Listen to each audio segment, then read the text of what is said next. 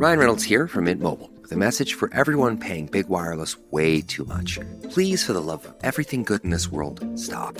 With Mint, you can get premium wireless for just $15 a month. Of course, if you enjoy overpaying, no judgments, but that's weird. Okay, one judgment. Anyway, give it a try at mintmobile.com/switch. Upfront payment of $45 for 3-month plan, equivalent to $15 per month required. Intro rate first 3 months only, then full price plan options available. Taxes and fees extra. See full terms at mintmobile.com. And just like that, another week is in the books, and we're back. Sunday night, the Anthony Cumia Show.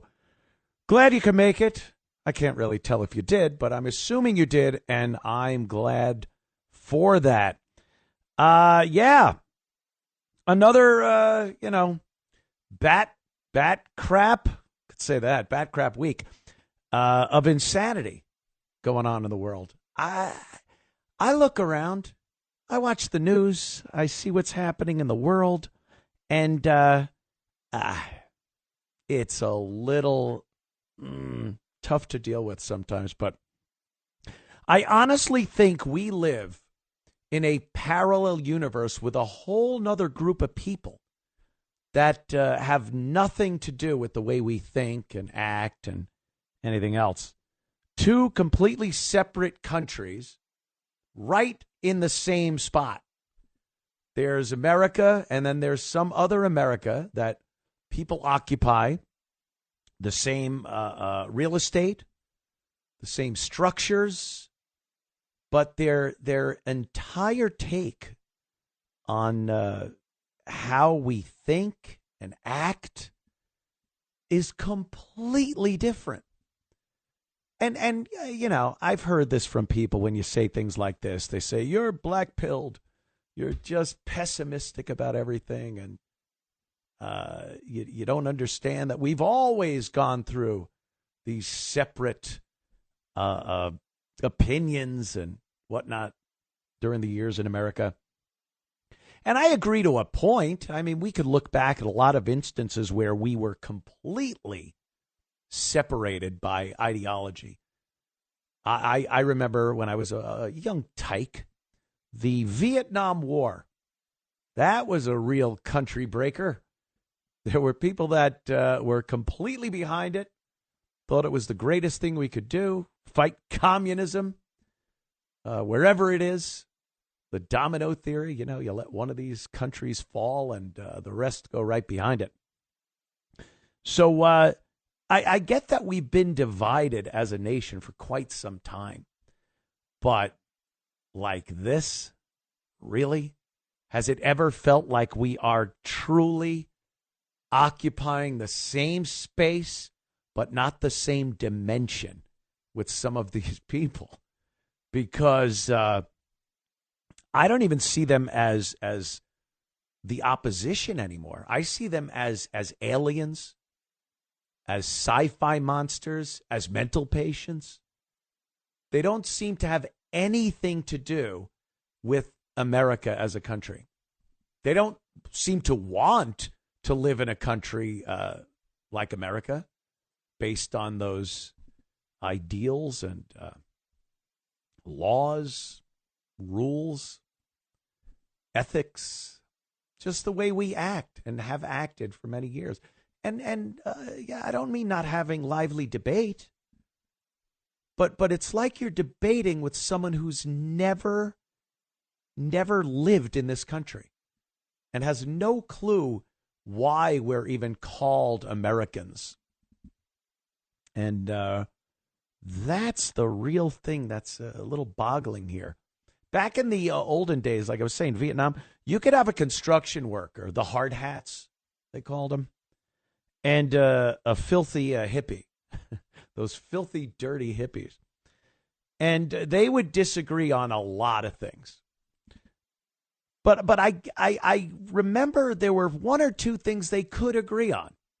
You might disagree on things like the Vietnam War, race relations in the country. And then you could completely agree on the economy, let's say. Or maybe you both didn't like Nixon. There isn't even the slightest bit of agreement now on anything. There is not one thing Because it's almost like if you agree with anything that this other dimension that occupies the same space in this country, that you're agreeing with everything, that you are giving them an upper hand by saying anything that you have in common with them. You are giving them an upper hand, and that can't be done. So you need to disagree with everything. And it would be better if it was on purpose, like, oh, I have to disagree with this person just because I'm on the other team. But it's not even that. They honestly believe this. Both sides don't want to agree with the other side because they believe that they are completely separated from the thinking of that opposition, the other side. Now, obviously, if you're on one of those sides, you're going to think you're right. And it's very, very hard for us to pull back and not be so myopic, get the big picture. People always say you live in a bubble whenever you talk about what you feel passionate about and what your take is on whatever topic. And it's like, oh, you just live in a bubble. It's like, not everyone does. Some people do. I get that. They don't even want to look at the opposition. I know I look at what the other side is saying.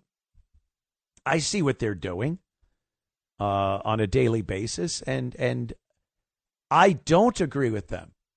I have a very hard time trying to see their point of view because it just looks insane. It sounds crazy.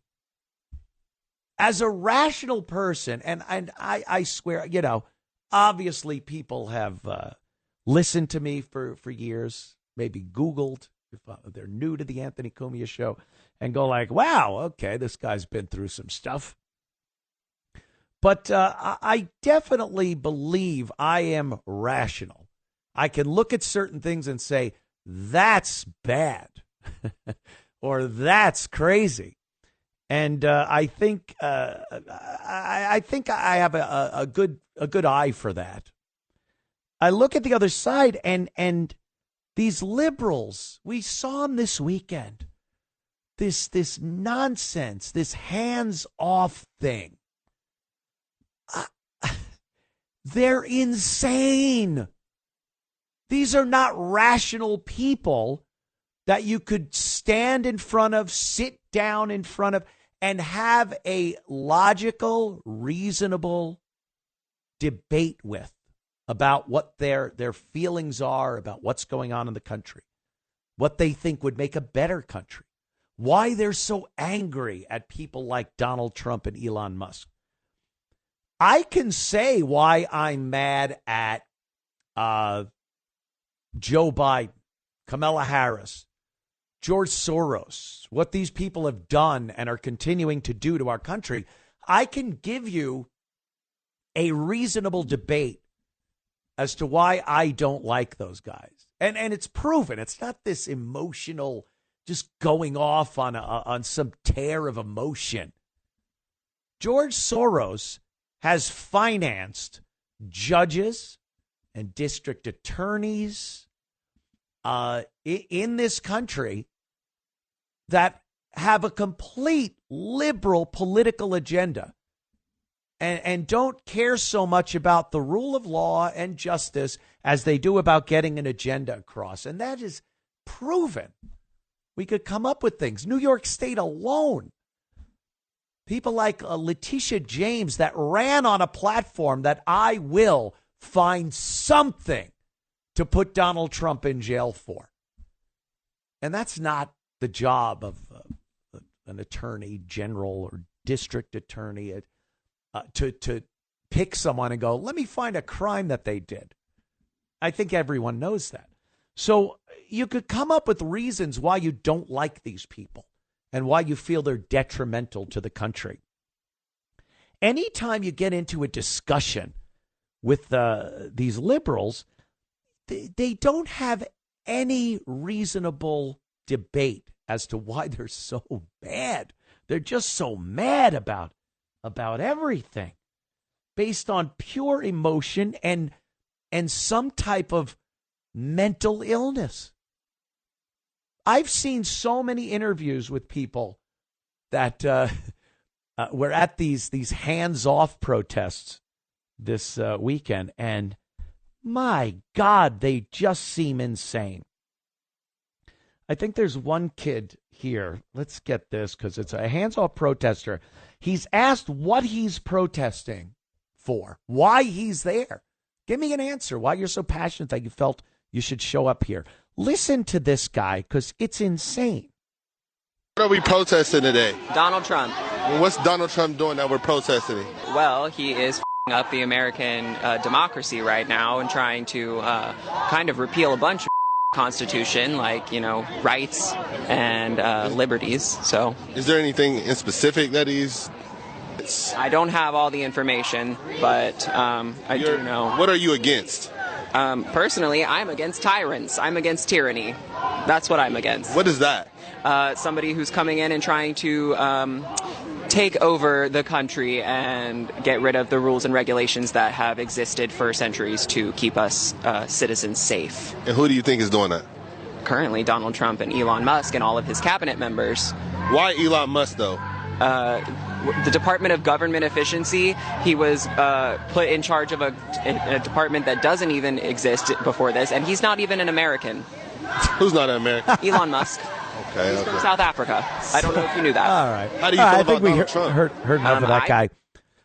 Yeah, he's not even an American. Boy, you didn't think you'd hear a lib saying stuff like that. But, he sounds like a sweet boy anyway. But they don't know why. They just say he's against democracy. He's against this. Hands off. And what it turns out to be is they don't know why they're there. It's a party. It's a get-together for them. Oh, we should show up somewhere. And I think a lot of them were paid by people like George Soros and people like George Soros. But they show up. They got signs. They got 1,000 different agendas. It's gay rights, trans rights, climate change, anti-Trump, anti-Elon, anti-capitalism. They're communists. They're socialists. They're holding up different signs. Israel, Palestine. They can't get together on one thing. They're all fractured, but they're there because, hey, people told us to show up, and it's a party, isn't it? I got more to say about this, and we will talk more about this tonight. Also, of course, coming up, Clown of the Week. Who gets the title? And from The Sopranos, Robert Funaro. He played, of course, that poor bastard Eugene Pontecorvo. And, of course, your phone call. So stick around. We'll be right back. This episode is brought to you by the Toyota Grand Highlander. From daily routines to life-changing adventures, the Toyota Grand Highlander is spacious, powerful, and ready to take on life's grand challenges. Advanced safety features and innovative technology give you confidence for whatever life throws at you. And it's available in a hybrid Nightshade Special Edition, which includes sophisticated gloss black exterior accents and 20-inch black alloy wheels. Learn more at toyota.com/Grand Highlander. Toyota, let's go places. Anthony Cumia Show. Thank you for tuning in. We do appreciate it. Stick around, of course. Robert Funaro. Is it Funaro? Is an A or an E? He's a paisan. That's all right. I'm Cumia. All through my life, I heard Cumia. And then there were the things people said during recess that were very cruel with the first three letters of my last name. I'll just say that. But, of course, Eugene from The Sopranos. He'll be up in minutes. Don't miss that. I know a lot about. I think people know I know a lot about The Sopranos. So it's gonna be a lot of fun talking with Robert. Clown of the Week right now. The Anthony Cumia Show presents the Clown of the Week. Whoa, wacky. Yeah, clown of the week. Boy, every week it gets tougher and tougher to find one person, whittle down one person, focus that magnifying glass onto one person to receive the prize of being called clown of the week, because it's insane out there. This week, of course, Cory Booker. That's who we got. Cory Booker. Cory Booker set a record for filibuster. For those of you that don't know what a filibuster is, it's when a politician gets up to the podium and babbles incessantly, nonstop for hours and hours, saying nothing but setting a record. It's like, open the Guinness Book of World Records. Hey, there's that fat guy in the piano case coffin, or the two fat twins riding the mini bikes. It's that. It's a contest. You're not saying anything. You're not helping a cause. You're just sitting there setting a record. And Cory Booker, he's a senator from the great state of New Jersey. He decided he's going to get up there and speak for, I believe it was 25 hours, 5 minutes, beating Strom Thurmond. Way back, I think it was 1951, Strom Thurmond set this record, 24 hours, 18 minutes, as he filibustered to try to prevent the Civil Rights Act. He was a Democrat. Let's not get crazy here, folks.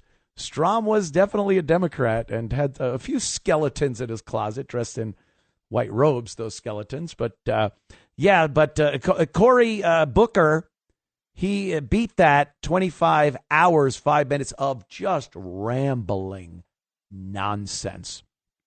Because that's all it is. And I love that the news people, of course, again, the propaganda news media gets out there and they start talking about how brave and courageous and articulate and amazing what things he was saying. No, it's like the old dancing contest they used to have back in the old days. You set a record. Congrats. Let's listen to Cory, though, because here's another thing. He went on Instagram to try to be profound. Listen to this nonsense. I think the worst kind of amnesia is to forget our history, to forget our ancestors and all the grit and guts, resiliency and resolve it took to get us to where we are today. So if you're feeling knocked over right now, if you're feeling beat down by all the outrageous things happening, remember what Fannie Lou Hamer said. If I fall, I'm going to fall 5 feet 4 inches forward. I'm not going to back down. I'm not going to give up in the cause of freedom. Not if you get belted in the face. That'll knock you backwards. You don't always fall forward. They always try to seem so profound, especially Cory Booker. All these politicians want to have like I have a dream moment. They think everything they say is going to be in a history book in 100 years. But they don't have that profound mindset. They don't have the ability to speak eloquently. And everyone knows at this point, everything is so politically motivated that really, you believe that? Evoking your ancestors is the thing to do. And talking about how awful things are, like you're getting through this hardship. Are we really going through hardships in 2025? Is it that difficult for everybody?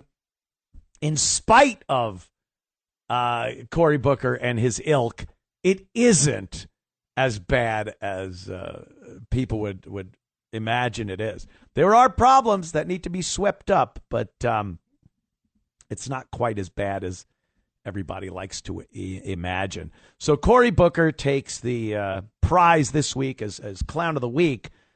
He's always in contention, isn't he? Don't go anywhere. In moments, right after this break, actually, Robert Funaro, I'll ask him, is going to join us from The Sopranos. We'll be back in moments. Anthony Cumia Show. Anthony Cumia Show on this Sunday evening. Great to be here. Thank you for listening and giving me your support. I do appreciate it. The guest tonight, I've told everybody up there in New York at the station, I said, any Sopranos, people, you could get me. Please get me. I've spoken to a few in the past on my previous programs and whatnot, and I am a huge fan of the show, more so than anybody. People go, oh, no, I'm a fan too. No, I've watched the damn thing 20 times over. And Robert Funaro, how are you, my friend? Anthony, it's a pleasure to be here. Thank you so much for inviting me on your show. I'm doing fine. I love it. You, of course, were Eugene Pontecorvo on The Sopranos and a peripheral character until that members-only episode, which is just so pivotal. It's a pivotal episode to the entire series. Yeah. You were of course in that episode featured, but a lot of things happened in that episode. That's the episode. It was the first episode of season 6, and Tony gets shot at the end of that episode by Uncle Junior. So a lot was going on there, but your storyline was pretty pivotal. But here's something else. You were a standout character in so many things, memorable events of the show. When you smash the bottle into little Paulie's face. What'd you say? It's one of the best, memorable, funny moments. Yeah. And again, only The Sopranos could do those violent moments and have them hysterically funny. But you always popped up in moments like that. And busting balls never seems to work, does it, Robert? Oh, never does. Yeah, both those episodes are really pivotal into my time on The Sopranos. But up until members only, it was that Snapple bottle. People would come up to me and nice shot, and I said, "Will I be remembered? I studied Shakespeare. I did all this classical. I'll be remembered by a Snapple bottle." So when I got the script for members only, when David called me up, because he called everybody up and he said, "I got good news and bad news. And what's the good news, David?" "Well, the good news is we wrote this show, and it's all about you, and you're a big part of the show. And what's the bad news? You're dead." Yeah. But when I read the script, what came to mind was, and I don't compare myself with Marlon Brando, but he talked about Waterfront. I could have been a contender. I could have been somebody. It's the way people felt that, they could have been somebody. So I felt like with Eugene, he wanted to get out. How many people want to get out, especially nowadays from what they're doing, especially with all the 401k? I wish I got out. Could I got out prior to all this stuff? But anyway, so I knew that it would be a show that people would be remembered and they would feel the pain that I felt. And of course, they went through it already. So a lot of people do.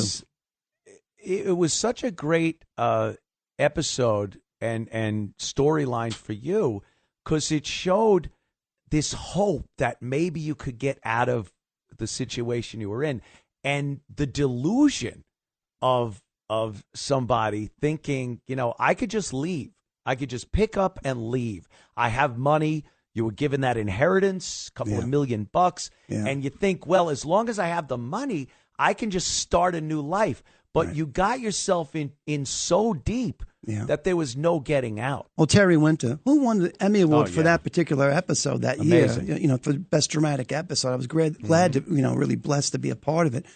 They just kept on creating things like my son with the drugs and everything, making kind of like the walls close in on me.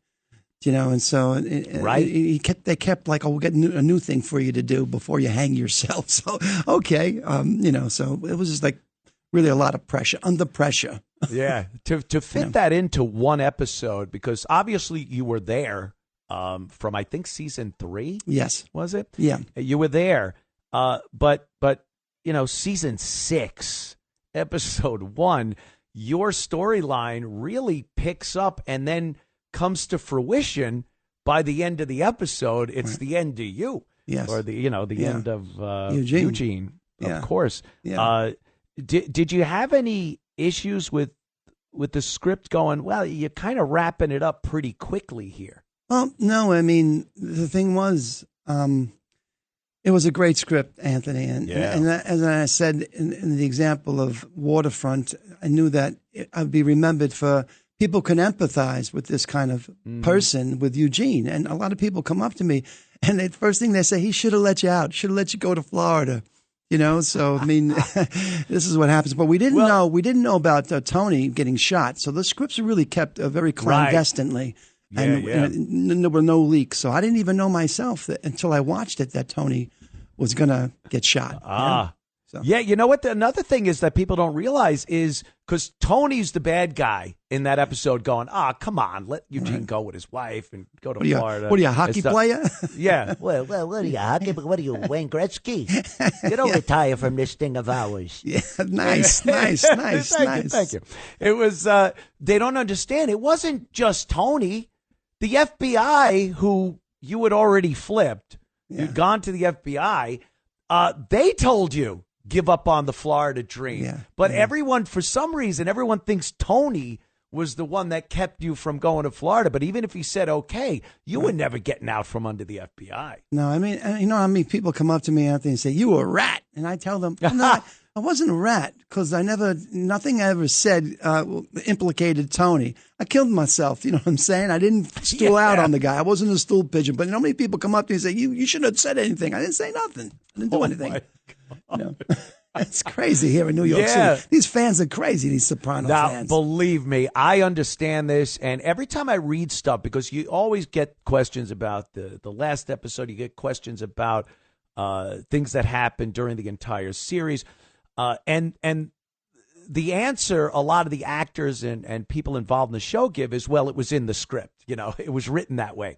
But there is this element where I think the person that played the character and put that much work into developing the character can make these assumptions on what might have happened that wasn't in the show based on your knowledge of the character himself. And I want to ask you a question that kind of goes on those lines.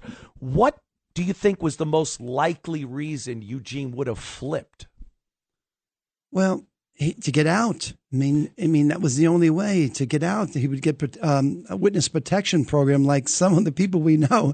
I won't name names, but that was that was the thing. They could get him out and he would flip, but it wasn't going to happen. So in that case, he was going to. In that case, when he found that out, then that was it. But, a lot of this stuff I talk about in the homemade book, the recipe book. And all right, please. Yes. Don't let me stop you. Okay. Go ahead. Go ahead.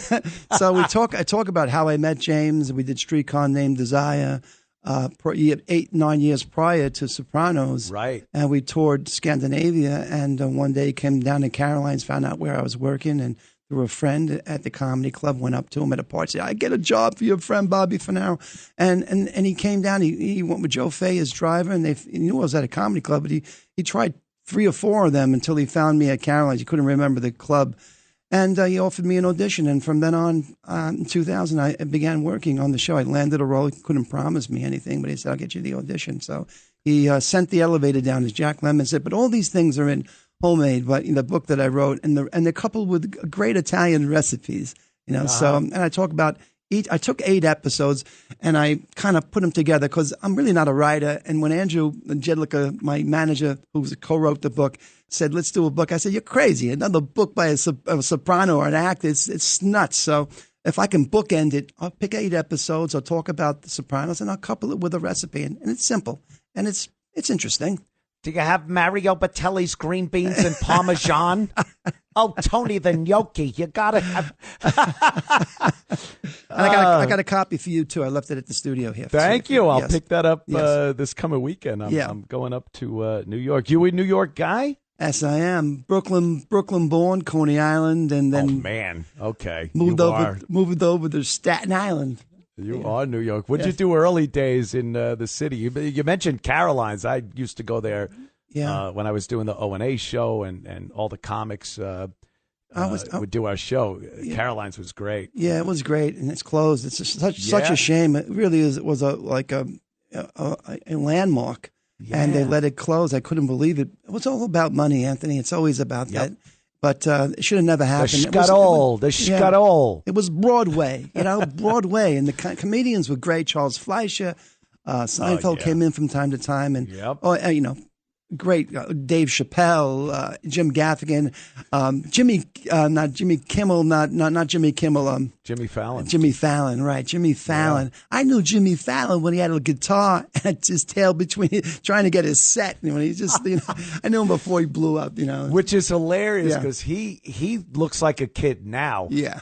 When you saw him back in those days, it's like a 12-year-old was walking around trying to, I make gotta it tell in you, comedy and stuff. Yeah, he was just like, he has his guitar and he's so nice. He was so nice. Then I saw him on the set because I did one of his first films and they cut me out too.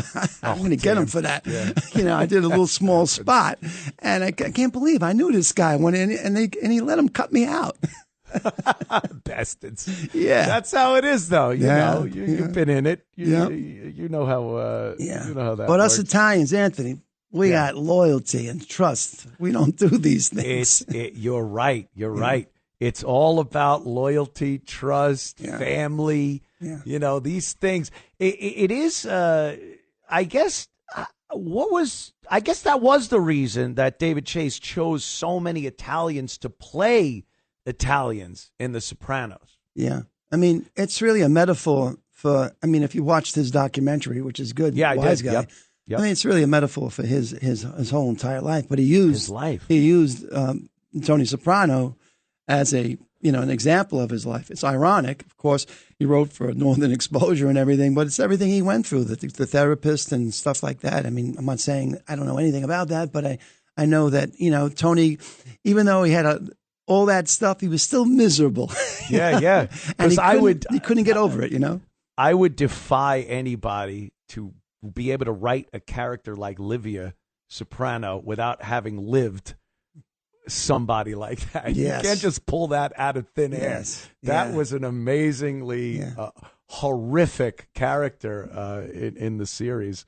Jules Pfeiffer, the great writer, he just passed away. He wrote some plays. He has this one piece in this play called Hold Me. It's about a person. It's called Pulitzer Prize. He did this. He won the Pulitzer Prize, and his father was never impressed. And then he says, I won the Nobel Peace Prize. My father dropped dead. Who says you can't win them all? It's like Tony Soprano and Livia, Yeah. Well, there's so many subtle lines in that show that harken back to other things.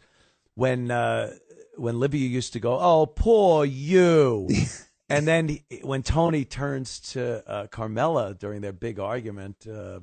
Right. That Emmy award-winning argument, and he goes, "Oh, poor you!"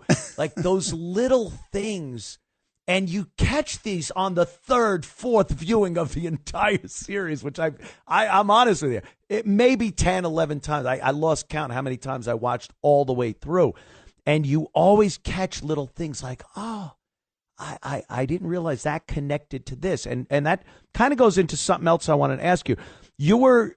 You initially tried out, or they wanted you for Ralph Cifaretto? What happened there? I auditioned for Ralph Cifaretto. So when I did Stanley and with James, and he played Mitch. So that Stanley that I did, because he was antagonistic Stanley, and James thought of me for Ralph Cifaretto. So I landed the role and I signed the contract. But then when we started shooting, there was a chemistry that. And finally David said, you're just too nice guys. Wow. And he didn't like the chemistry. And they started graying my hair to make this contrast because we're two big guys. And, it just didn't work, that antagonistic thing. So they chose, Joe Pantaleone, who was great. And then David said, you still want to be on the show? Of course I want to be on the show. No, I'm out. So no, I don't want to be on the show. I'm out of here. So I'm going to be another story. How many stories have you heard, Anthony? Like, he was there, but they didn't like him, and now he's working, whatever he's working. I turned him down. How many stories? That band I turned down was the Beatles. I could have been a contender. I could have been somebody. But go. David they didn't like me. So anyway, James didn't let that happen. I think James, they kept me on the show. And Terrence Winter said, we're going to create a character. His name is Eugene. Who is Eugene? Don't worry about it. We'll find out who he is as we go along. And that's what they did. A lot of the Sopranos, we hung out in the studio of Silver Cup, And the writers got to know us and everything. Like we went to the racetrack and that great scene with that, I forgot the character's name. He said, I won. And I don't know, I think Stevie looks at the ticket, he says, oh, you won $3. You know? $3. Yeah, so that really I happened. said it to show. That really happened. And yeah. I don't want to name the name who it happened to, but I say it in the book who it happened to. You know? It's pretty interesting that, you as a character, Eugene's character, I mean, he was a sympathetic character. Yeah. And that's odd because we see him shoot a man in the face. Yeah. We see him, involved with some pretty terrible things. Yeah.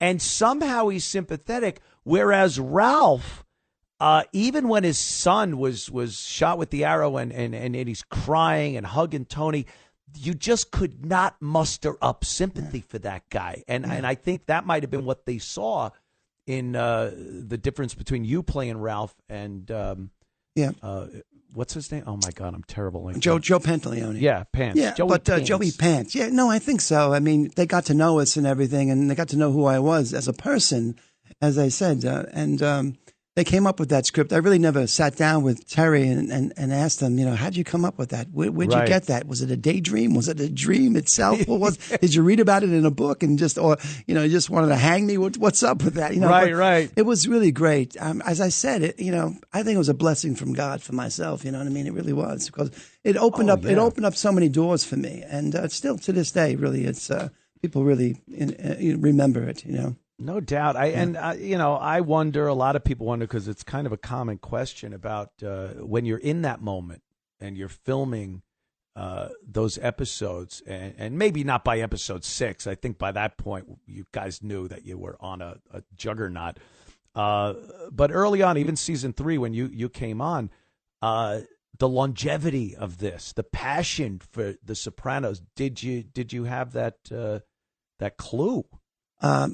And coming in on season 3, it wasn't apparent to me. But as I progressed in it, I said, man, this is like the Beatles, man. This is what they must have felt like. Right. Going opening at the Ziegfeld with 1 million people there. And, especially season 6, this is the same feeling as the Beatles. I want to play this song again and again and again, But you really, Anthony, the main thing is that as an actor, you don't really know what you have when you're doing it. It's like you're standing on a whale and you're fishing for minnows. You know what I mean?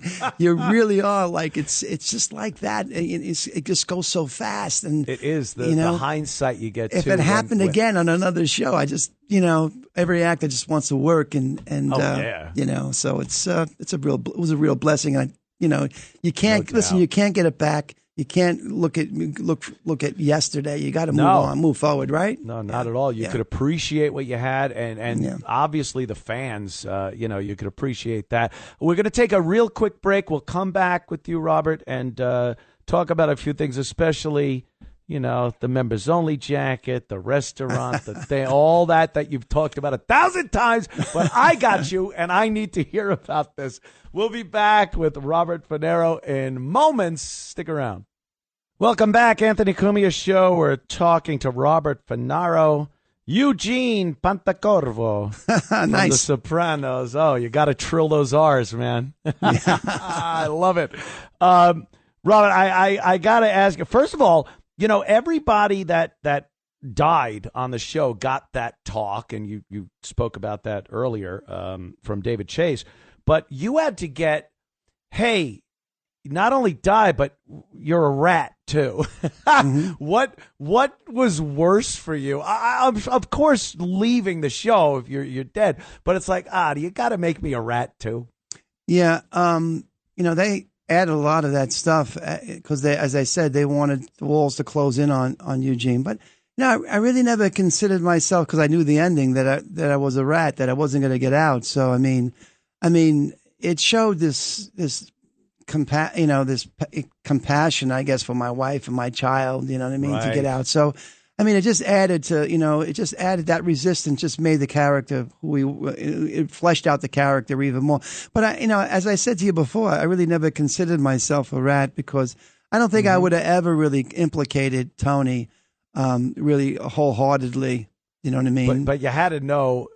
Anyone would have to know being a rat isn't going to end well. It doesn't end well for a lot of the people on the show. Yeah. So, you're probably like, I was just thinking maybe you thought it might have sullied the character a little bit, like, God, I don't want to be a rat before I die. Yeah, no, I really never thought about it because I guess I knew the ending, so I really never thought about it. I really didn't look at it that way. See, that's another fan question where I'm like, and you go, dude, it's the script. Shut up. Well, it's like I told you before. People come up to me and they say, well, if it did happen that way, you're probably right. I would have implicated Tony and went on the witness protection program. Right. But Sammy. Right, but Sammy did that. It didn't happen. It didn't happen, so. I also got to ask you, because your death scene is one of the most graphic, disturbing death scenes in cinema history. Anyone's death. That how did you feel about that when you watched it back? Even though you were there doing it, did you think like, my God, that is brutal? It kept me on that rope a long time. I know. They did, huh?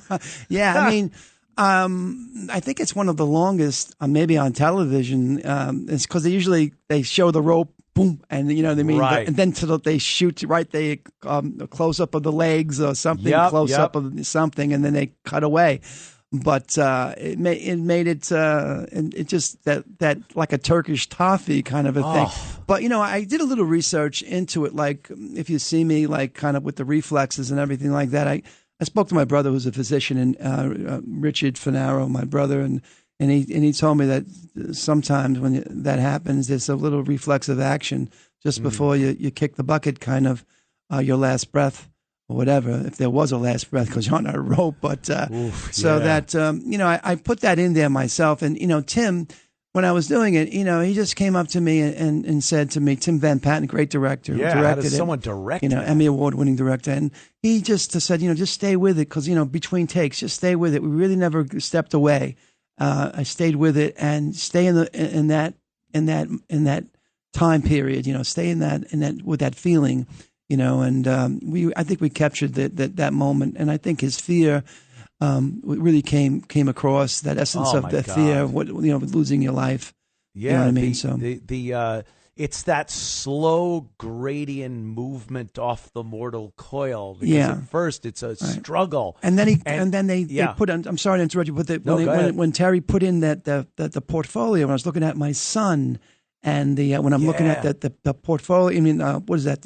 What do you call those? I guess the pictures of an my album, film. the photo album. Yes, I thought that was poignant, and that was just great. Yeah. Terry writing that, and then juxtaposed to on the rope. You know what I mean? To my eye, they shot close up of the eyes.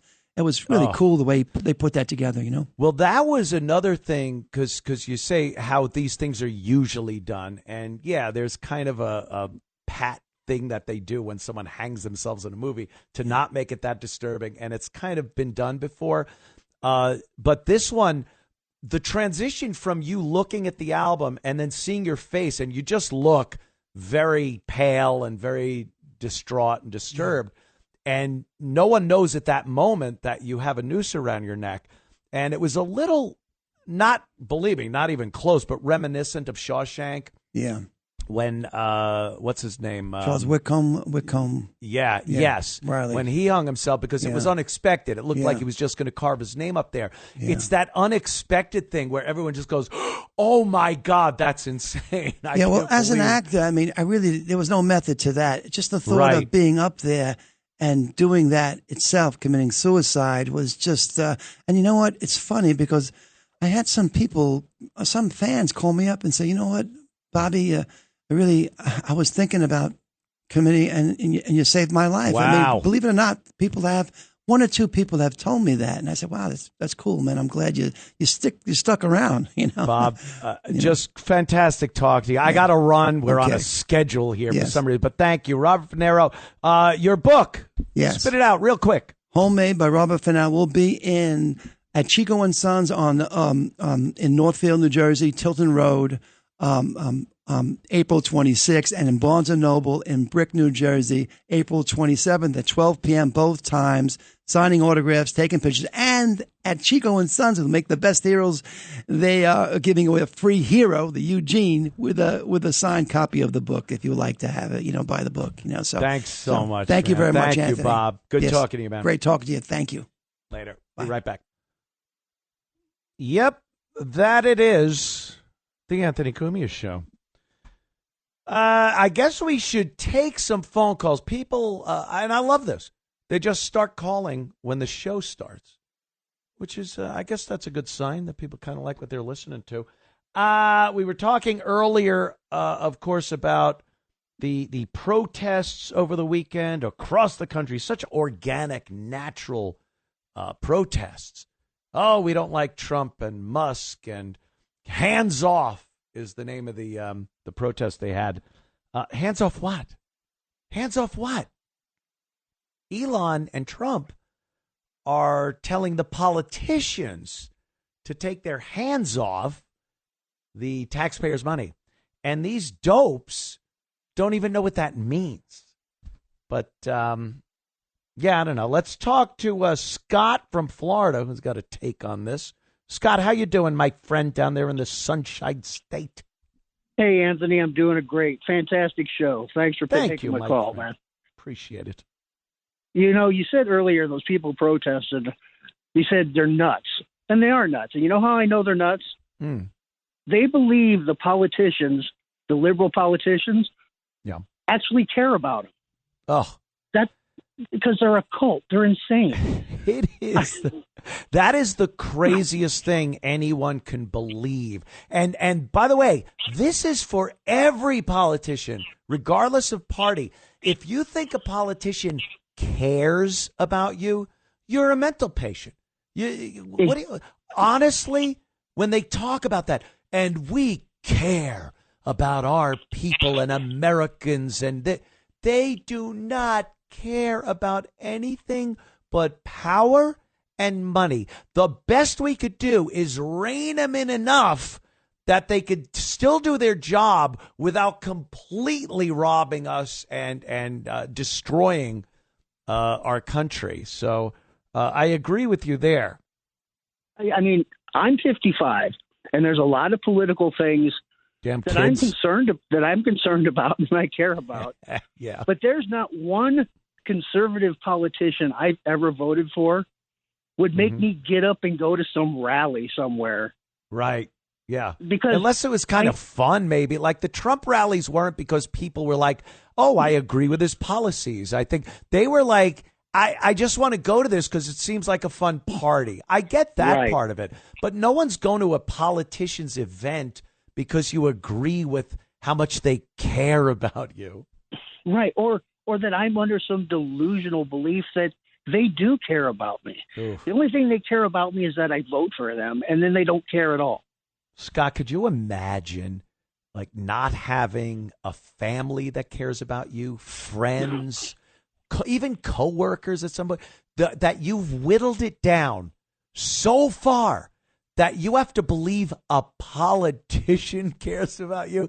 It could be the saddest thing. Pull a Eugene and find a beam in your basement and take care of business. Brooks was here, definitely, because that's all you have left. It's disgusting. Scott, I definitely appreciate the call, and I agree with your sentiment, my sir. Thanks, Ant. Have a great show. Later, man. Oh, my God. This is DT from my newest home state of South Carolina. DT, what's up, my friend? WABC. Hey, Anthony. Thank you, man. A couple weeks ago, you were talking about the celebrities who mouth off politically. They do themselves no favors when they do that. It divides their fan potential and ultimately their revenue stream. And it seems mandatory nowadays. I'm baffled by this. They are compelled to leverage their celebrity status to try to affect social change. But when has that ever worked? Yeah, I don't think it does. Even dopey program directors, when I first got into radio back in the 1800s, when I first started doing radio, the PDs would say, don't alienate any of your audience. Don't have an opinion. Don't talk about politics. Don't even say you don't like a movie because you're going to alienate half your audience. And while, I couldn't really do that, I think in radio, especially if you're really passionate about your opinions, it comes through and you'll get half the audience that hates you will listen regardless. But celebrities like movie stars and they ruined careers, their own careers and legacy by speaking up and putting their nonsense out there. See, you can do that because you're a political pundit, a shock jock. Shocking, right? Have you ever gone to a concert and between the songs, the singer's got to start mouthing off, "Hey, we don't like our president, and you guys shouldn't like him either." So and, brave. Half the audience is rah rah rah. And the other half is like, "Okay, Eddie, better get to the next song." You know, when has anyone ever taken a 180 politically because of what some dirtball singer says on stage? You know. And they don't even realize how hypocritical they are when you get Rage Against the Machine praising the machine. They're the ones up there saying, the machine is awesome. You come off a little hypocritical. It's completely counterintuitive. If a person considers themselves an artist, shouldn't their primary motivation be to express their craft to the largest audience possible? Not just for the revenue stream, but for the purpose of art, which is supposed to be for enlightenment, entertainment, DT, and my friend, people together. It's called narcissism. It's called narcissism. Yeah. Or insanity. Or insanity. Yeah, or insanity. I think it's both of the two. DT, thank you, my friend. Let's try to get Lindsey Graham out of there in South Carolina. Huh? Maybe? I don't know. Thank you, sir. There goes DT from South Carolina. But it's right. It's like, I think it is narcissism. They've already attained what they wanted to. They've achieved this level of celebrity that is bigger than anything we could imagine. So the adulation they've gotten over the years and continue to get doesn't satisfy them anymore. They're addicted to it. So they need to do something else. So when they start thinking, these celebrities, that, people love what I say when I say things that writers write for me, and they love how I dress because a costume person dressed me like this. They love how I move because a director told me to move like this. Well, I've appreciated all that the applause and notoriety and popularity I've gotten because of that. But I bet if I tell them what I think, political, ideological, how I feel people should lead their lives, that's going to be the top of the heap. I'm going to be amazing. And people are going to love me. Whoops. I screwed up there, didn't I? Yeah. They don't want to hear that. Do what the director says. Say what the writer wrote for you. Because you people are imbeciles. They're clinically retarded, I believe, if I may indeed use that word. Let's go to, here's one. Harriet, the lovely Harriet from Brooklyn. Harriet, what's up? I love you. Listen, Harriet loves me. Yeah. You know that Johnny Oblinsky wrote a review of a George Clooney's play recently opened, and he was portraying Edward R. Murrow. Edward R. Murrow, right. Yes. Yeah, yes. So he's no Edward R. Murrow, and his wife wants to put Trump and Netanyahu in jail. She wrote up the papers of the International Criminal Court. So my message to George Clooney is this. Mm-hmm. If I can borrow from Kyle and Cartman of South Park. Oh, please George, you are an a-hole. His wife did this? His wife came up with this? Yes, they drew up. Yes, she drew up the papers of the International Criminal Court. It's not recognized in America. Harriet, it's not recognized in Britain. Did you see recently George Clooney got mad because MSNBC had come out and said something about the fact that George wasn't sincere about wanting Biden to step down, that Obama had told him, George, go out there and say that Biden needs to step down.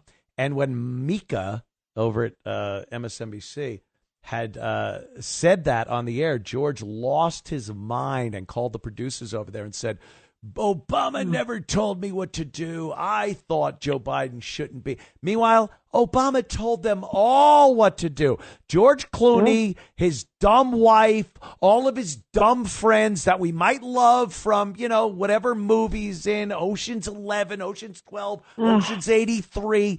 They're all pieces of garbage, liberal Hollywood trash, Harriet.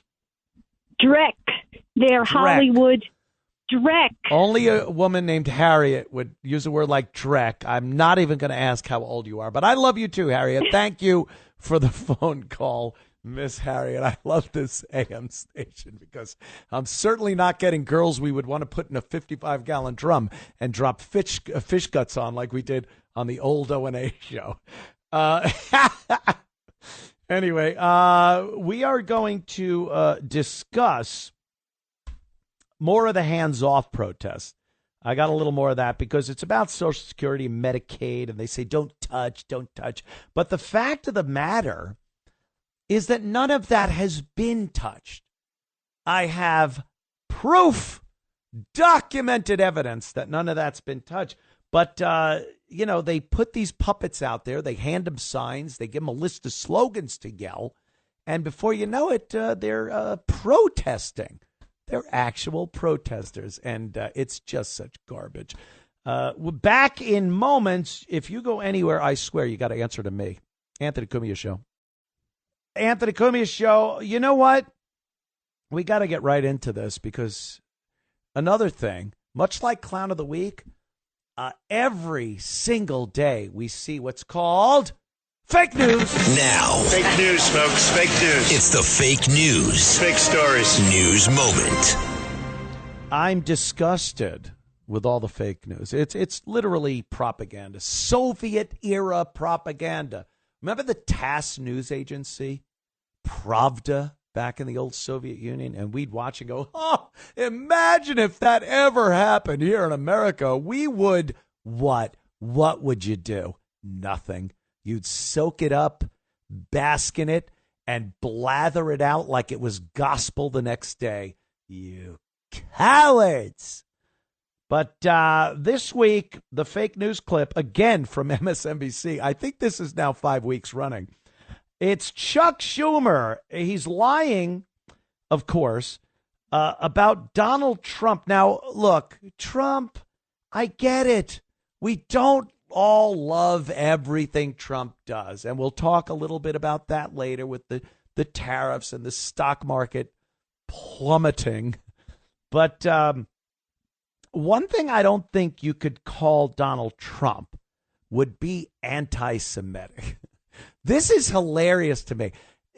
Did you run out of stuff? Did you run out of grab them by the, by the boop, see? Did you run out of all that? And now you actually got to go into things that are so outrageously fake.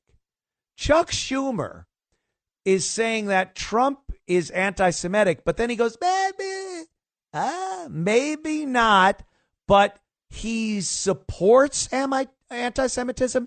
He doesn't call it out, which again, if you don't call it out, then you are. But I think Trump has proven over the years to be a pretty staunch supporter of Israel, much to the chagrin of other people that have issues with that. But here's Chuck Schumer talking about that anti-Semite, that Nazi Donald Trump. Yeah, look, Donald Trump is, he may not be an anti-Semite, but he certainly tolerates anti-Semitism in so many ways, calling me a Palestinian, don't tell my mother. But also talking about in Charlottesville, both sides had good people. when he brings an anti-Semite like Fuentes to sit at his table at Mar-a-Lago, when the Great Replacement theory, which we all know is a conspiracy theory among the hard right, that Jews are trying to replace the white race with immigrants. Every other president, Lawrence, every other president, Democrat, Republican, liberal, conservative, whether it's Reagan or Bush or Clinton or Obama, when there was bigotry, their job was to push it down. Donald Trump, he either revels in it or just lets it stay right there. That shows you one of the many, many reasons he doesn't deserve to be president. He's not even good at it anymore. If he ever was, he's not even good at this stuff. You got to come up with, if you're going to smear your political enemy, at least come up with something that's kind of believable. Anything. Donald Trump supports anti-Semitism. And then, of course, the Nazis are good people. How many times does this thing have to be debunked? They pull out the same garbage. Chuck Schumer is a liar. Chuck Schumer is terrible for the country and the state of New York. Like, New York doesn't have enough problems that the representative of the state of New York should be concentrating on nothing but New York State and its problems. And this guy just all day, every day, week after week, month, year, all he can do is just badmouth Donald Trump to the point where he just makes stuff up. Anti-Semitic. Have you ever seen a president, people that don't support Israel? And I'm not talking about anti-Semites. I'm not talking about people that support Hamas or Palestine or anything. I'm just talking about people that just go, meh, I'd like more attention paid to America than Israel. Those people. They look at Donald Trump like he's an Orthodox Jew. They look at him like, I can't believe how much support this guy gives to Israel. But Chuck Schumer is now trying his hardest. And you see what he did there? He couldn't quite push him into Donald Trump's an anti-Semite. He's like, well, maybe not an anti-Semite. He supports anti-Semitism. Like, really? Really? Because if you want to go down that road, Chuck Schumer, if you remember, I guess it was about a year ago, he declined a request by Netanyahu to address the Dems last year. All the Dems, they didn't want Netanyahu to speak. And then Schumer goes through this whole thing about how it would be detrimental to Israel to have Netanyahu speak in front of the Democratic caucus a year ago. And I'll tell you what it would be detrimental for, by the way, the Democrats, because they notice that the vast majority of young Democrats, the people that go to these indoctrination centers called colleges, they're the ones that were anti-Israel. How do you get young Democrats to vote for you if you are pro-Israel? It's very, very difficult. So he had to make it seem like he was pro-Palestinian by not having Netanyahu there. So Trump's an anti-Semite. You're an anti-Semite, Chuck Schumer. Don't go anywhere. Back in a moment. Anthony Cumia Show. So shocking, the Anthony Cumia Show. Let's take a quick call. We can do that, I think. I think we can do that. This is Sean from the Isle of Long Island, New York, my home base. What's up, Sean? Anthony, I am a humongous fan. Don Corleone, I hope the first child is a masculine child. Thank you. Well, Sean, yes, go ahead.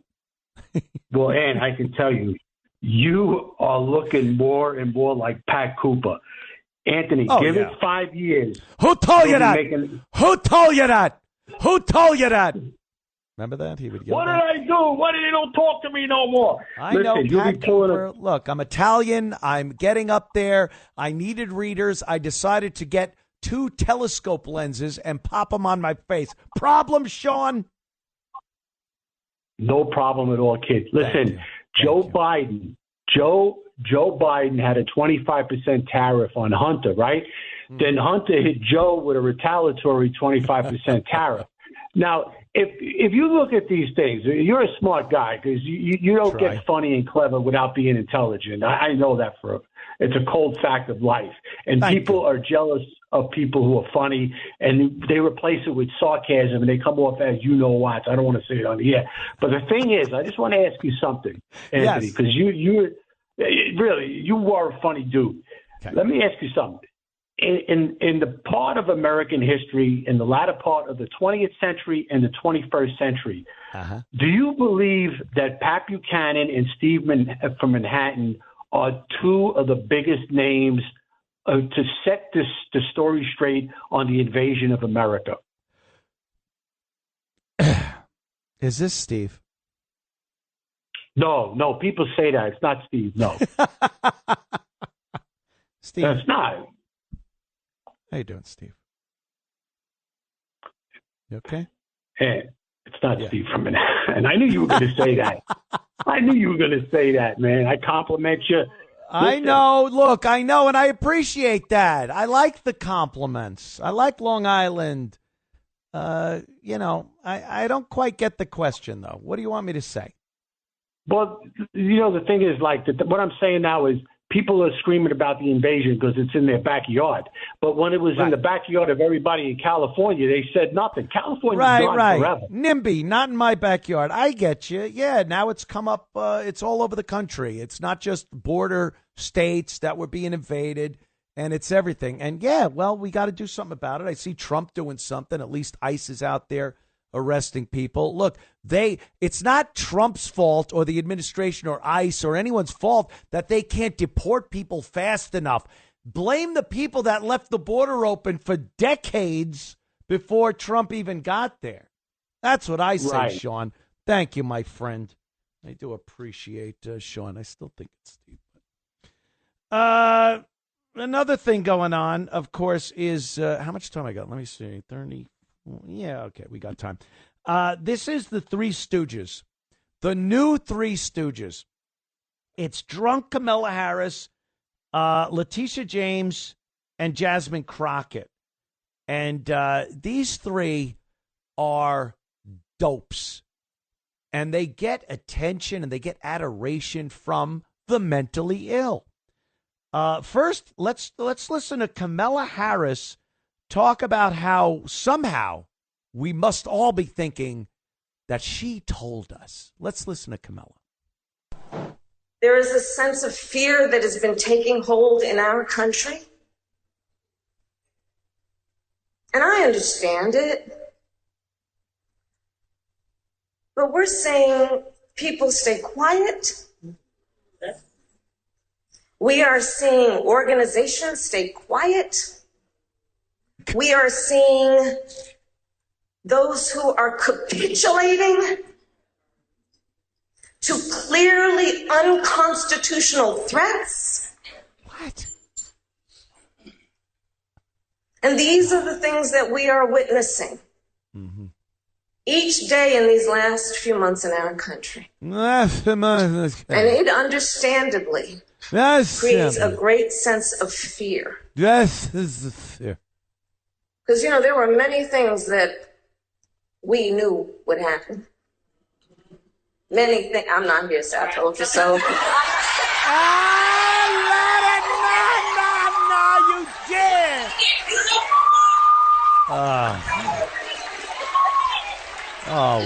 Shut ya yap. Have another shot. Oh, my God.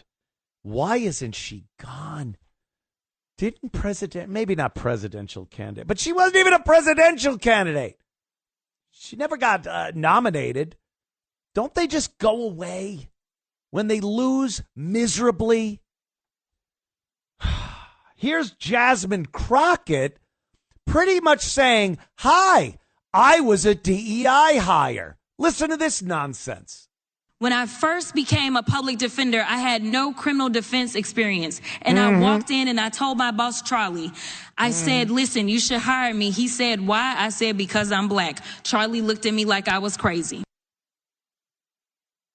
Oh, yeah? She says, why should you, he says, why should I hire you? She goes, because I'm black.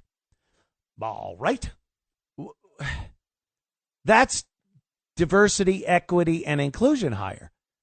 If anyone asks a rational person why they should be hired for a job, don't they give their qualifications? If you give your skin color, I think that's against everything every civil rights leader has said over the course of history. But I don't know. All right. She seems to think, it's different than that. And it's admitting. Give your qualifications. Say, this is why I should be hired. I've done this. Here's my resume. I'm sitting.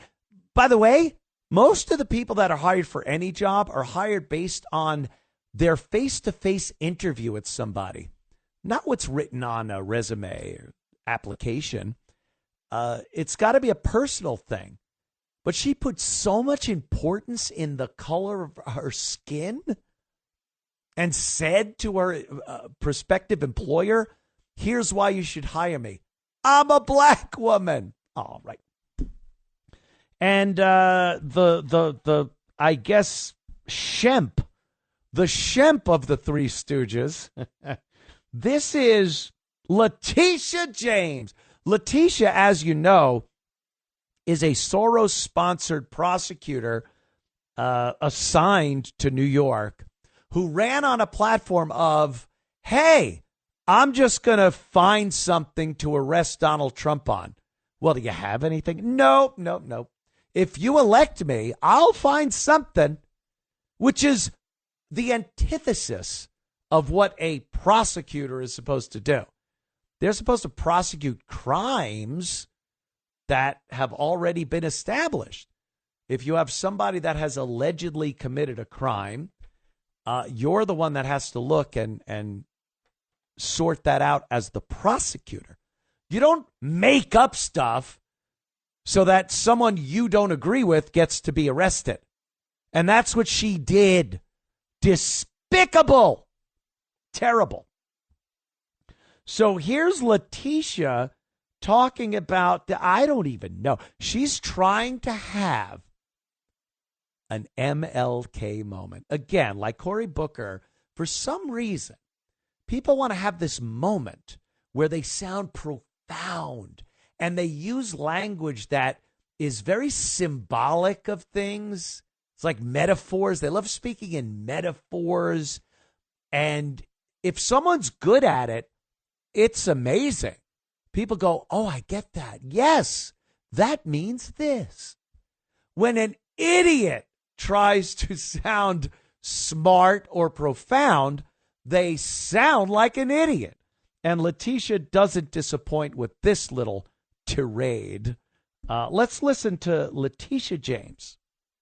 Again, I apologize. Listen, 57 years after the assassination of Dr. King, and Dr. King talked about that stone of hope. Is there a doctor in the house? That stone of hope that gives me a fire in my belly each and every morning. It's that stone of hope that allows me to wake up and to stand to Donald Trump and to say, Donald Trump, I'm not afraid of you.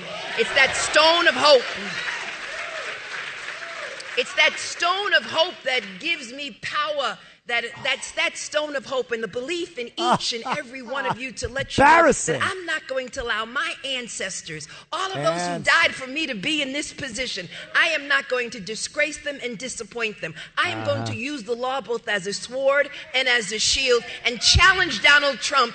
And each and every time he issues an illegal executive order, I am going to stand up to him because he represents to me sincere ignorance and and conscientious stupidity. Look, she liked that line, so she says it again. Like Chip. Sincere ignorance and conscientious stupidity. Conscientious stupidity. And so DEI, as far as I am concerned, is more than about just black people. Let's be honest. That's right. DEI is about All paid right. parental leave. DEI is about What? disabled children. DEI includes a number of categories. So when they talk about DEI, let them know that they're not only coming after us, but they're coming after all of us. And we've got to stand together, a stand in community, stand with this great organization under the leadership of our civil rights leader, Reverend Al Sharpton, who has been a bright and shining light in the darkness. But I don't know about you. It's that stone of hope that inspires me each and every day. Stone of hope. And listen, faith and fear can never share the same space. And so I'm covered by the blood. And I'm not afraid of Donald Trump. You can come after me, but no enemy, nothing formed against me will perish. Nothing formed against me. Nothing formed against me. Nothing formed against me. She's trying so hard. All right. Even Al's And like, you shut thought up. you could preach, huh? You can preach. That's the Reverend Al. And you thought you could preach. Oh, my God. Hi, this is Bob Stone of Hope. At Texaco Theaters, Bob Stone of Hope. Stone of Hope. She tried to get that going as like the mountaintop. I've been to the mountaintop. Stone of Hope. Stone of Hope. Oh, and then repeating things over and over to try to make it something. Just stop already. It's played out. It's embarrassing. It's cringeworthy. Her googly eyes are pointing each and every way, by the way. Have you seen this woman? Oh, my goodness. That is unbelievably embarrassing to listen to that nonsense. Whenever I swear to you, you know, every politician has a gimmick. They all have a gimmick. Chuck Schumer, like we just listened to him before, and he needs to bring anti-Semitism into what he's saying because he's trying to kowtow to his Jewish constituency. He's Jewish, so if he's got an enemy, that enemy needs to be anti-Semitic. And then we have black women and black men politicians like Cory Booker and attorneys like Leticia James and Jasmine Crockett and Kamala. And their thing is to evoke their ancestors and to try this Martin Luther King dialect and cadence and this repeating thing. It's embarrassing. Just if it worked, great, then do it. But as an American, I just want to tell politicians that use these tropes, this nonsense, that it's not working. It's embarrassing. And I see the stone of hope, the stone of hope. And she says it like this is going to be in a history book. I swear to you. 100 years, they're going to be going. Remember when Leticia James did her stone of hope speech? Just like Martin Luther King in Washington, D.C. I have a dream. Ugh. I'd rather have a kidney stone than Letitia's stone of hope. It's more pleasurable pissing out a kidney stone than Letitia's stone of hope. I don't know what happens. These people lose their minds. And Jasmine admitting, if I may call her Jasmine by her first name, admitting that she was a DEI hire. I was thinking about this over the weekend. It's not even, it's not the ability that someone, you have, I think everyone has the ability to do something, but you might not have the competence to do it.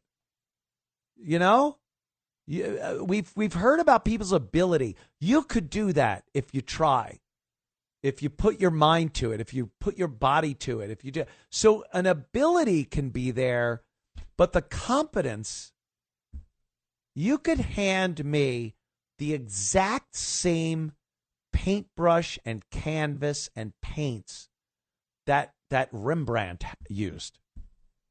I have the tools now. I have everything needed, everything that he used to paint what he painted. And I pick it up and I dip it in the paints that he used, and it's garbage. Now, you would think the ability is there because I have the equipment. I have everything necessary.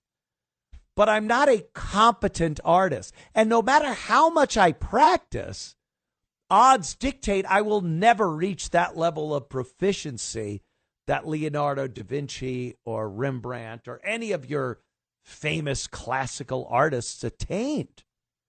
So it just because you say you can do it because you're a person, I'm a person, I can do this. It's not DEI. I'm just put in this position and I have everything I need to do this. Well, yeah, I don't think you're doing it right. I think you're terrible at it. We've been told too many years, and this goes so far back. Many years ago, and it seems like yesterday, but many years ago, when we started hearing about baseball games for kids, softball games, football games that they weren't going to keep score on. Remember that? Oh, they stopped keeping score. Trophies? No one gets trophies. Exceptional classes? No. Everyone is exceptional. So they don't all go in they don't have an exceptional class. There were exceptional kids. There were people that were very good at doing certain things, and no one could achieve that. And they just got rid of all that and said everyone can do anything. And now look where we are, with incompetent people in positions they shouldn't be in because people just told them you could do whatever you dream of. Ugh, please. We'll be right back. Anthony Cumia. Oh, what happened to the 90s? I miss the 90s. Yeah. It's so weird. Every generation, thinks their music was the best. In the 90s, that's kind of was my bag, man. And, yeah, I think it was the best. What are you going to do? I appreciate 80s. That was fun. 70s was, smoke some pot, Led Zeppelin. 60s, it's my parents' stuff. 50, bang. All right, how far are you going, Anthony? But yeah, 90s, it's kind of where early 2s, because it kind of was an extension of the 90s. But after that, by me, no clue. I want to talk a little more about this hands-off protest that took place. A bunch of people that seem to be paid or mentally ill. A lot of boomers. A lot of older people. There were some protesters complaining. They're like, where are the young people? They should be here protesting. Hands off. Elon Musk and Donald Trump shouldn't have the power, the fascist power. And it's like, you know where the young kids are? They hate you. They hate you and your woke nonsense. They love the rabble rousing of Trump, Musk, and they just don't get it. Again, they feel that we're the mental patients, but show me clips. Show me clips. I'll show you people in doggy outfits, the most hideous men dressed as women, trying to talk like women. They're from monster movies. And we're supposed to go, oh, maybe this person has a point. I can't get past looking at him because I'm in fear for my life. But yeah, maybe they may have a good point. So these protests were taking place all over the country. So spontaneous. You know how a national protest in every major city, liberal city, just comes grassroots. It just happens naturally and organically, doesn't it? They're not being paid. This wasn't a thing choreographed by the left. Of course not. But their main thing was hands off, and that's very telling. Hands off what? That's what I kind of looked at. I'm like, hands off what? So I looked into it, and it seems to be it's hands off Medicaid, Medicare, and Social Security, and veterans benefits. There's a bunch of things that if you listened, you'd go, wow, has Trump pulled benefits from veterans? People that served our great land? Medicaid and Medicare, poor old people that are sick aren't getting the care they need because Donald Trump and Elon Musk pulled the money out from under them. Social Security, people work their whole lives. They put into Social Security. They want to retire and they aren't getting checks because Donald Trump and Elon Musk have cut Social Security. So I go, I'm going to look into this. Let me look. And here's what I found. As far as Social Security, Medicaid goes, Donald Trump has not cut any Social Security benefits. Any. And this is despite claims and concerns that you see online. The Trump administration repeatedly stated its commitment to protecting Social Security and Medicare and Medicaid benefits. A White House statement from March 11th of 2025, about a month ago, explicitly said the Trump administration will not cut Social Security, Medicaid, or Medicare benefits. President Trump himself has said over and over again, this aligns with Trump's public promises, including February 18th, 2025, statement on Fox News. He said Social Security won't be touched other than if there's fraud or something. Now, I think we can all agree that if there's fraud or something, that perhaps, that should be cut. Well, he didn't. He's talking about cutting the fat, bloat, and corruption in Social Security. Employees that were put on the books for Social Security. How about that? As far as VA benefits go, he hasn't cut veterans benefits. He actually signed a VA Mission Act in 2018, which expanded veterans' access to private health care options paid for by the government and increased VA funding.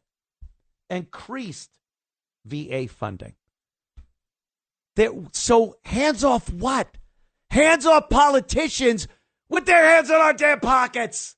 That's what I say, morons. Be right back. Don't go anywhere. The Anthony Cumia Show. Anthony Cumia Show, welcome back as we begin our illustrious third hour. We wanted to try this out and see what people are thinking. And people want to ask me things.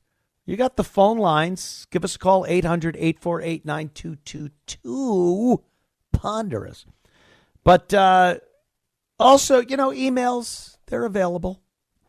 I wish I had the address here. We'll do it next time. But somebody actually did email something, and they wanted to ask me something. So the first week ever, Ask Anthony anything.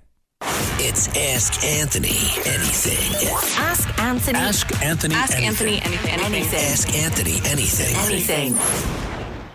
Anything. Yeah, you could do that. This one, right. Dear Casey, I'd like to ask you a question. Hey, Anthony. I noticed in recent years how you become more calm and composed during your shows. Really? All right. You don't yell and scream like you used to in the old O&A days on the radio. Is this because you had heart surgery? Has the surgery affected your speech in some way? Or are you just not the same angry young man anymore? Love the show. Listen all the way from Germany. Thanks. No name. Well, Adolf. Well, no, I'll answer you because ask Anthony anything. No. Any medical stuff I've been through during my life has never had a bearing on how I feel or react or talk about any topic. The O&A show was from when I was 35 till I guess, wow, what was I in 40, 53? I guess I was 53 years old. So 35, 45, 50, maybe 55, about 20 years, let's say. And 35 to 55 is a pretty different attitude in one's life. 35 is your 20s. I don't care what anyone says. You cross that threshold from 29 to 30 and you lose your mind. You go, that's it. I'm done. No more fun. I'm out of my 20s. I'm now a 30-something douche. Not true. You will continue your 20s right into your 30s. Swear. And the only thing that really pulls the reins back on that spirit of you in your 20s is your age, but it's not 30s. And you could even coast into your 40s. You'll start doing things different, making maybe some wiser decisions about your life than you did in your 20s, but you're still up for a good party and hanging out with your friends and drinking and, you know, maybe doing some other things you shouldn't be doing. So, you know, you just, it's kind of how it goes between your 20s and even your 40s. 50. Let me tell you a little bit about 50. 50 is a wall that you think you're going to hit. So you're ready for it and prepared for it. But you don't hit it. You go into 50 from your 40s pretty much feeling like you did in your 20s. I kid you not. Oh, I understand. You may have gotten a touch of the gout. You might limp a little. You wake up and go, oh, try to put your underwear on. That leg don't come up high enough as easy as it used to put it in that friggin' hole, does it? But you're still the same mindset. You're still, if you were an angry young man, you're an angry middle-aged man. I get it. And then you go through your 50s constantly looking for the wall. Where is it? Where's the damn wall? Let me tell you where the wall is. Your birthday at 60. That, my friends, is where a lot changes. Maybe not even so much mentally, but the physical part of it is so drastic that it affects the mental part of it. You're still 20 in your head. You're still a piece of crap. But you're just, you don't have the potential of being such a jerk, such an ass in your 60s. Being loud, you're like, why? Why bother? You hearken back to all your years of experience at that point. You go, I could yell, but yeah. And then some of the other O&A things we did was shock jockery. We were shock jocks. So it's very difficult to continue being that because you just feel creepy. It's just not a thing to do. And I'm not saying that wall in your 60s means that it's over. It's close. But there's just certain things that happen in your mind and body that you're just kind of like, what am I bothering? You get grandfathered in. You don't have to yell because you're allowed to say anything at this point. People just go, look at him. Let him say what he wants.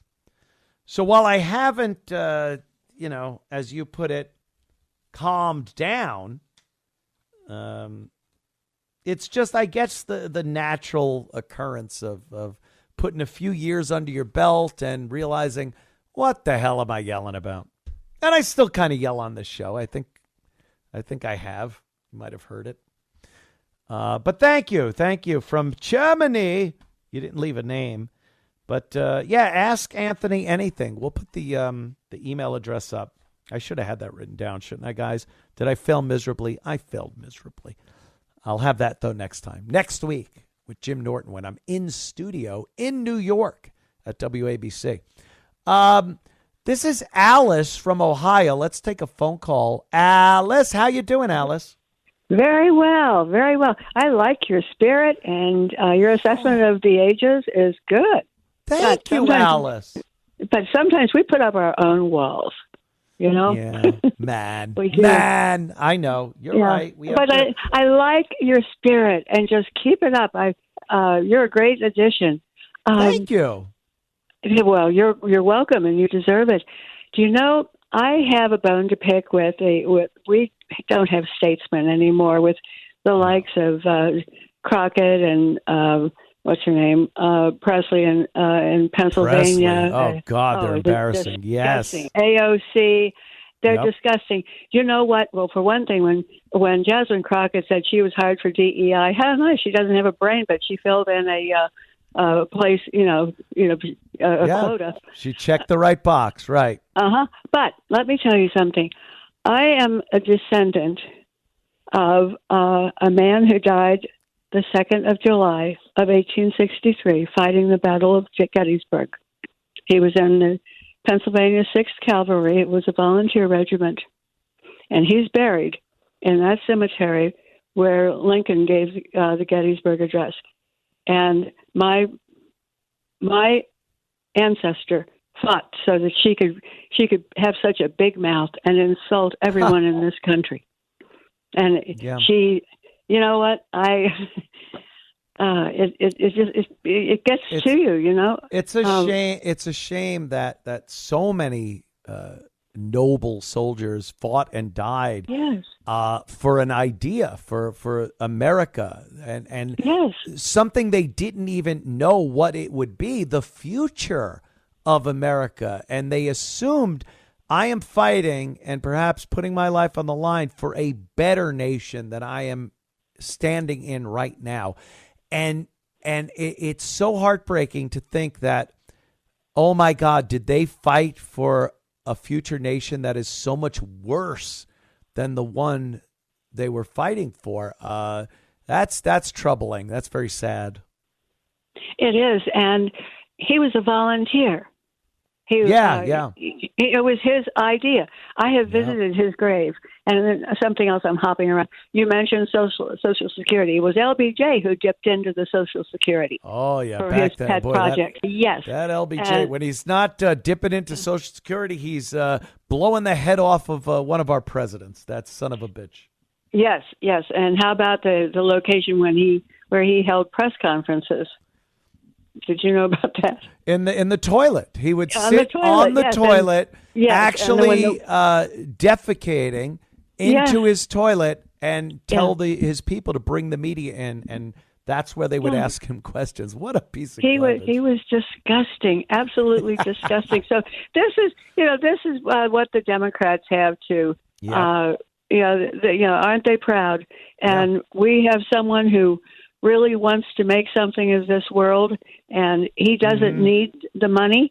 He's giving it back, It's because he loves this country. And they're killing him for it. They're killing him for it, Alice. Him and Elon, and they can't say enough bad stuff that is literally threatening these two men's lives.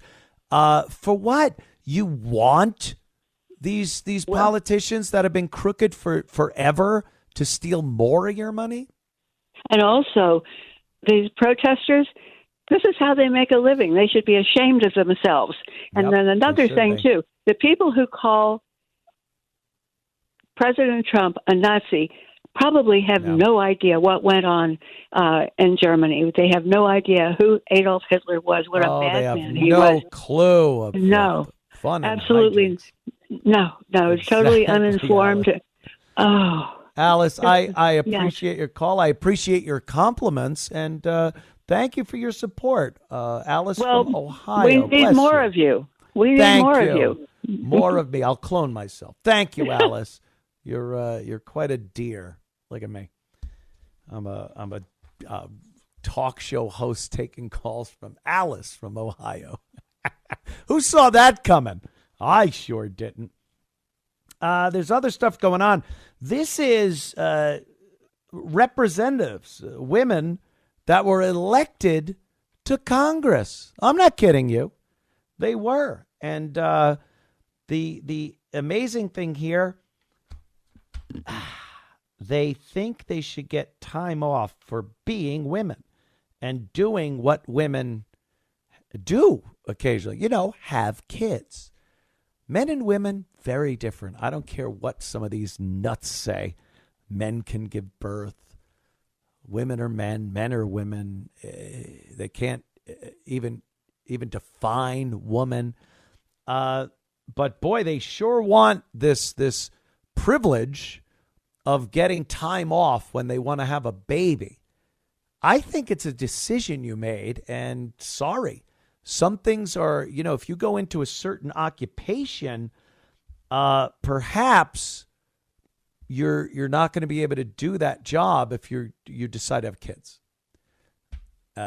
Is Congress one of those jobs? Maybe. Let's hear from, this is Representative Anna Paulina Luna, Brittany Pedersen, and some third woman. I don't know who this is, but listen to this logic, if you will. Historically, it's been much more wealthy, older men who serve in Congress. This isn't designed for young families and for young women especially. Congress was designed and built for old white men to represent themselves. And, we've made a lot of progress since then. We get into it because we're public servants and we care about representing our community. But there should be some accommodations for family things that come up, like the birth of a child. It's not like I'm faking, to go party in Cabo, right? Like I'm actually trying to A, recover, but then B, also care for a newborn. Our job is to represent people, and I'm a 35-year-old woman. All of my friends are going through this problem right now. That is representing people. American people are not just single, older men with or without children. I want to be able to represent my community, and I want to be able to have a family, and it shouldn't be so hard to figure out how to do both. No, it should.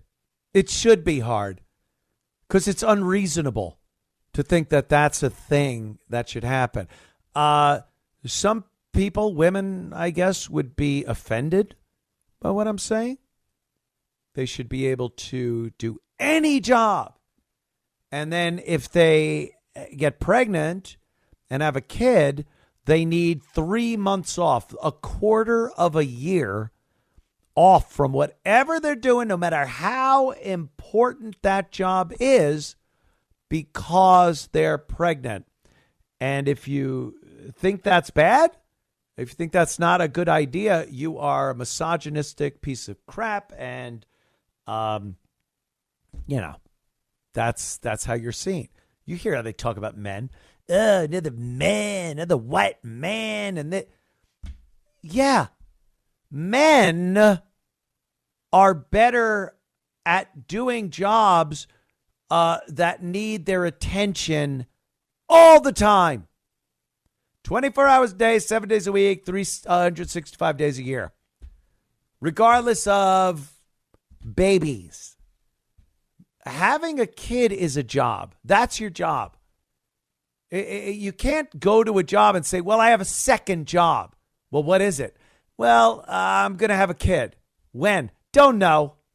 So you have a second job that's going to take away from the job you're doing, but you can't quite tell me when that's going to be. Yeah, you got it. That's exactly it. How does that work? How in the hell can somebody demand that of an employer? It makes no sense whatsoever. It's called traditional roles. We have had roles in life as men and women. Am I teaching people anything new? Because if you don't know this, you're stupid. These are traditional roles that men and women take up because they're men and women. You didn't see women building the railroads, mining, building structures for a new town out west. They sat in the wagon while the men fought the engines and drove the horses. You cared for a kid if you had him on the prairie. For some reason, in this century and a portion of the last, women seem to think that that's just the thing. Like if a man gets a hangnail and he clips it off, it's like, I'll be right back. What happened? This nail. Ooh, I got to clip it off. He's back in a minute and ready to do his job again. Women, 3 months, I'll be back. Maybe my kid will have special needs and I'll come back in 6 months. That's insane. And these congresswomen talking like they have this privilege to just leave their job. You got the job because the people wanted you to represent their needs in Washington. Not represent their needs 9 months out of 12 because you're having a kid. I need my platform, my principles, my politics. I need that represented all the time. You're my go-to person. If I want to write a letter or make a phone call or whatever it is, my concerns that I have as one of your constituents, I want to know you're there. And they're making it like it's just some receptionist job at a hair cutter. Are you a barista? You're at Starbucks and they're going to give you 3 months off to have a baby? Godspeed, have a pisser. But if you're representing people, if they voted you in and gave you the trust to go to Washington and tell the powers that be what your people need, yeah, 3 months might be a little too long to take off. What entitlement? What entitlement they believe they have? It's disgusting, I tell you. All right, we'll be back. Vegas is dying, apparently. We'll talk about it. Anthony Cumia Show. Anthony Cumia Show. Next Sunday, the great Jim Norton. James Norton, comedian extraordinaire, will be joining me in studio up in New York City live. So I have been looking forward to this since we booked it quite a while ago. Me, Jim, doing a radio show. Enjoy. I do appreciate your support. Look, people that have known me over the course of the years know I do enjoy playing a card game or two. And my home base, the Borgata, Atlantic City. But I'll go out to Vegas. If there's some shindig going on out there, I've gone out with many friends. I've gone out with, when we do a comedy show, Gavin, Josh, and myself have done comedy shows out there. And I've had fun. But I have noticed something that isn't Very good. Atlantic City, Vegas. Those are really the only two. Don't tell me about your Chicago casinos. Your Indian. Oh, all right. All right. The Indian casinos in Connecticut. All right. Those are pretty good. But hey, we got to see every time I've gone to a city. I went to Detroit, and people know I play cards. I like playing blackjack and whatnot. And they go, "Oh, we got a casino. It's right up the road, wherever." And I've never gone there and gone, "What a lovely place. What a beautiful casino. What wonderful clientele they have here." I almost don't want to win because I'd be in fear for my life walking away from the cage with the payout. And by the cage, I mean where the money is, not where most of the clientele should be housed. None of them are nice places or casinos. Borgata and Atlantic City, amazing. It's the most Vegas-like hotel casino you're going to get outside of Vegas. So you go to Vegas now, and sorry, you got your big dome thing, your big bubble, your ball, you got your zip lines. You have your street entertainment, do you? It's garbage. And you think I'm speaking out of school here?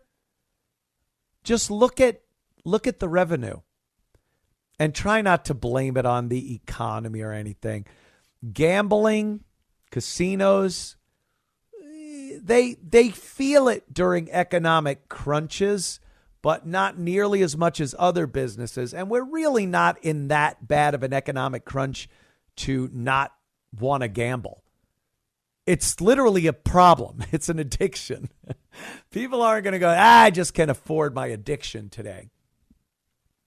So Vegas, it seems, the latest financial reports are out, down 14% on the year.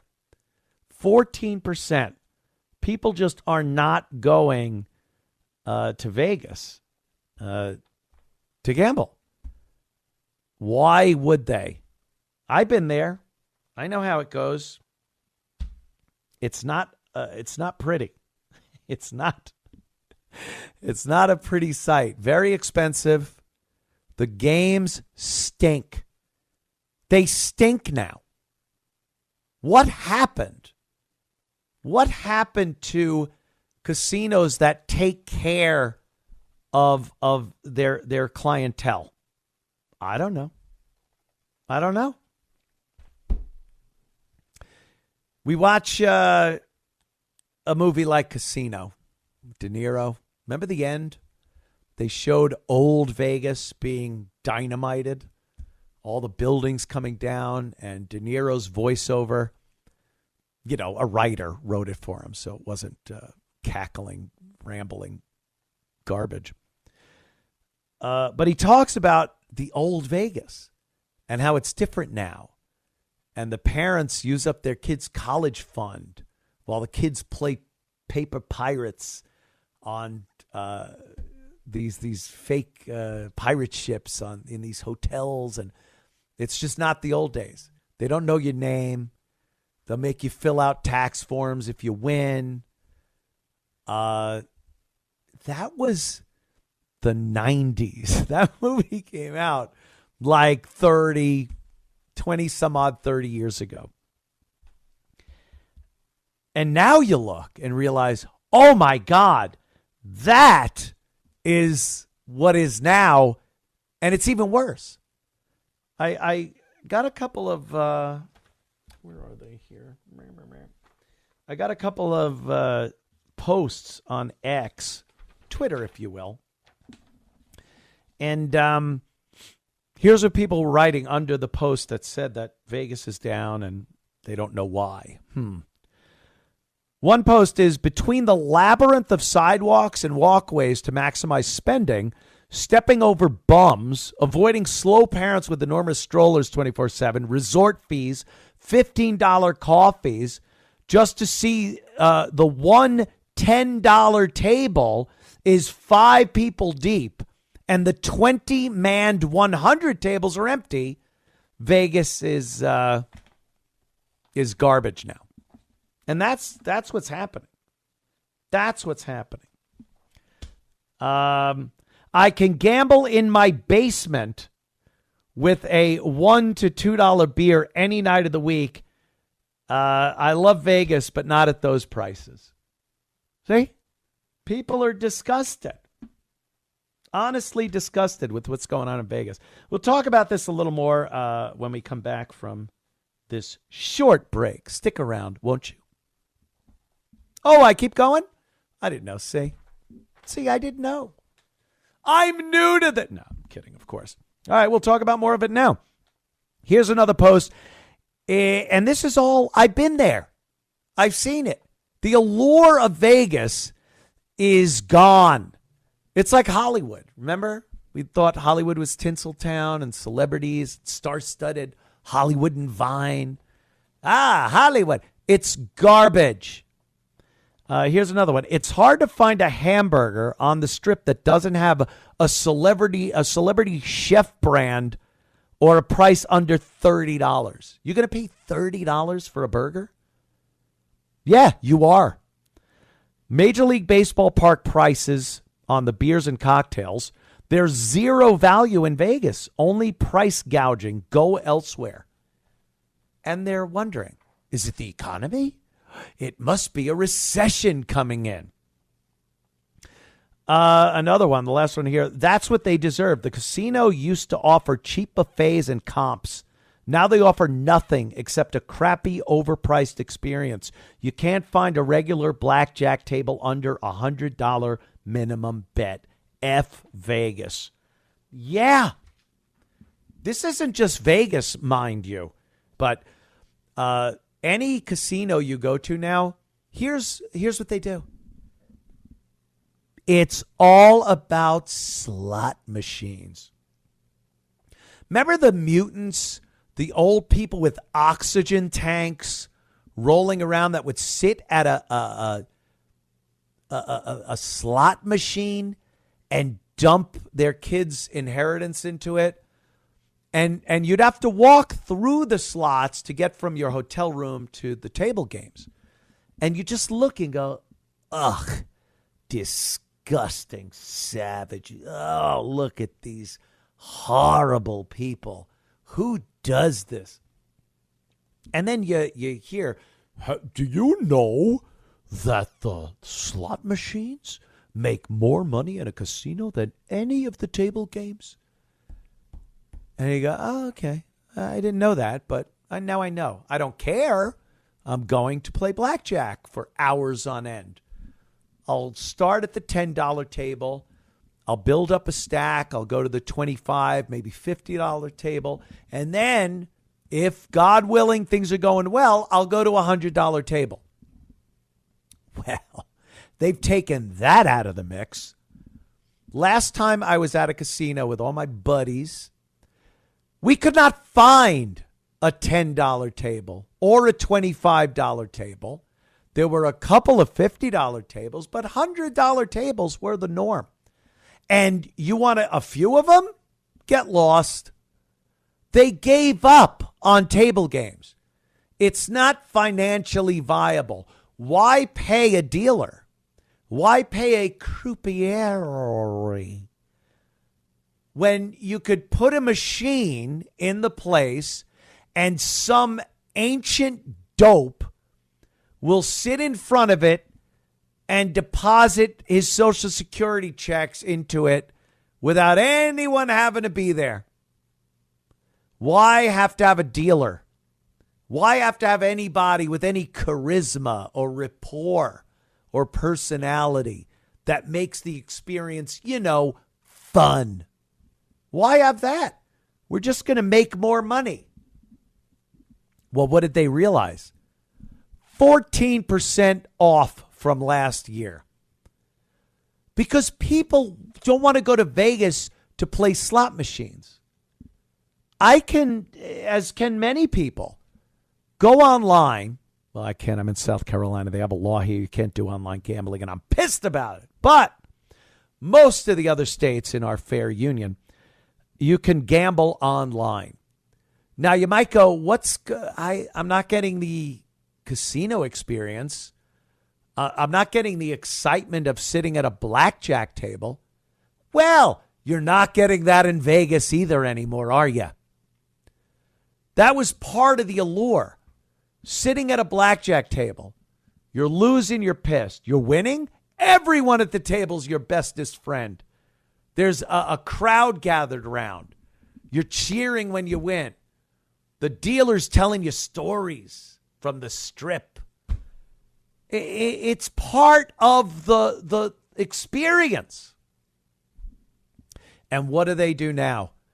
Take 5 blackjack tables, trash them, put slot machines there. Because they're just going to make the money? Yeah. For the zombies that gravitate toward them, sit down and pump their money in. But you're not getting players. You're not getting the whales that want to go to a casino for the experience, the comps. When I would go to the Borgata and get a suite because they knew my ass was going to be in a blackjack seat at one of their many tables, and thousands of dollars were going to go back and forth. If I ended up with it, they were fine. If the dealer ended up with it, they were more fine. But I was treated like I was supposed to be treated as a customer spending and betting a lot of money in their establishment. They just don't see that anymore. It's astounding to think the mafia ran Vegas better than corporate America does. They knew how to run casinos. Even skimming off the top, they weren't losing 14% a year. The casino was making money, and they were making money. And the people that came in were treated like gold. And that was part of the allure. And that was what they knew they had to do to bring people back. Whether it was a bad economy or not. The mafia knew what to do to make a casino successful. And these dummies don't even know what they're doing. Rose from the Sunshine State of Florida. What's up? Oh, God, I hate to say that. Hi, Anthony, but boy, do I love you. Thank I love you. you. Can I tell you something? Adored. I need to tell you something. I would marry you, but I'm sorry, I am married. I am married. Well, you know what? Maybe we'll both get lucky and your husband will drop dead. Anthony, I don't know how old you are, but I need to tell you something. Right. I worked in Washington. I have a lot to tell you. I'm going to be calling you. Okay. Yeah. All right. But now I'm in Florida. I get older. But you know what? I shouldn't say. No, that's okay. Off. Pissed off. That's all right. We're crazy love here. Your words. You are so real. You are so real. Oh, but we try. You know Thank something? you, Rose. No, you are the best. Of course. The best of radio. It's crazy, That's what right? I wanted to be. And I'm trying to do it down here. Not radio, but I've got a lot of things what I want to do down here in Florida. A lot of irons in the fire, they call it. You got a lot of irons in the fire, Rose? Here's my background. I worked for a big, large real estate company. Yeah. And in New York, and it was Corcoran, but I just want to go over that. Maybe I shouldn't have said that. No, but that's you know fine. something? That's fine. We'll bleep it out. Yeah, thank you. But you know something? Yeah, I know business, and you are so on freaking target. It's unbelievable. And I'm sitting here saying I've learned tonight, something over the years, Rose. I've What? learned a few things over the years, so it's just experience. You know that, Rose. You sound extremely experienced. Thank you. But I need to tell you something. I'm going to call in every time. I want Thank you to you. be successful. And you you could should be one of my successful. regular callers. No, you need to be successful. Can I tell you why? Because Why, you Rose? have common sense. And you know what I taught at NYU? My dad said common sense. Here's what I taught at NYU. Aside from my job, I went at night, and I had to teach at NYU. Common sense is genius and blue jeans. And guess what, Anthony? Genius and blue You jeans. got it. I got You it. got it. Thank you. Hey, did you ever have a student named Stuttering John Melendez at NYU? He says he graduated from there, but we all think he's No, lying. you're not telling me this. You're not telling me this. Okay. Well, Rose, Okay, yeah. anything else? Because I'm going to get on to some other calls. You No, know, but can I I say appreciate something? you, but Thank you. we're doing Can a I say show something? here. Anything- Please do. Go You ahead, did Rose. ask me Please. everything. Please. I love Go you ahead, so Rose. much. Go ahead, Yeah. Rose. But you did say I had a very big, beautiful 60th birthday. But now I'm going to become 75. Wait a minute. Whoa! Wait a minute. I decided to move down to Florida, but I'm doing theater. I'm You're doing a doing lot of politics, and I'm doing theater? theater. But Theater. Who? Theater? You're doing And theater? politics. politics. But I have a lot, so much to share with you during our times on air. I love I it. am Well, so proud of you. Thank and I love you, Rose. And I love you too. I and am yes, so excited. I am so excited. I just can't hide it.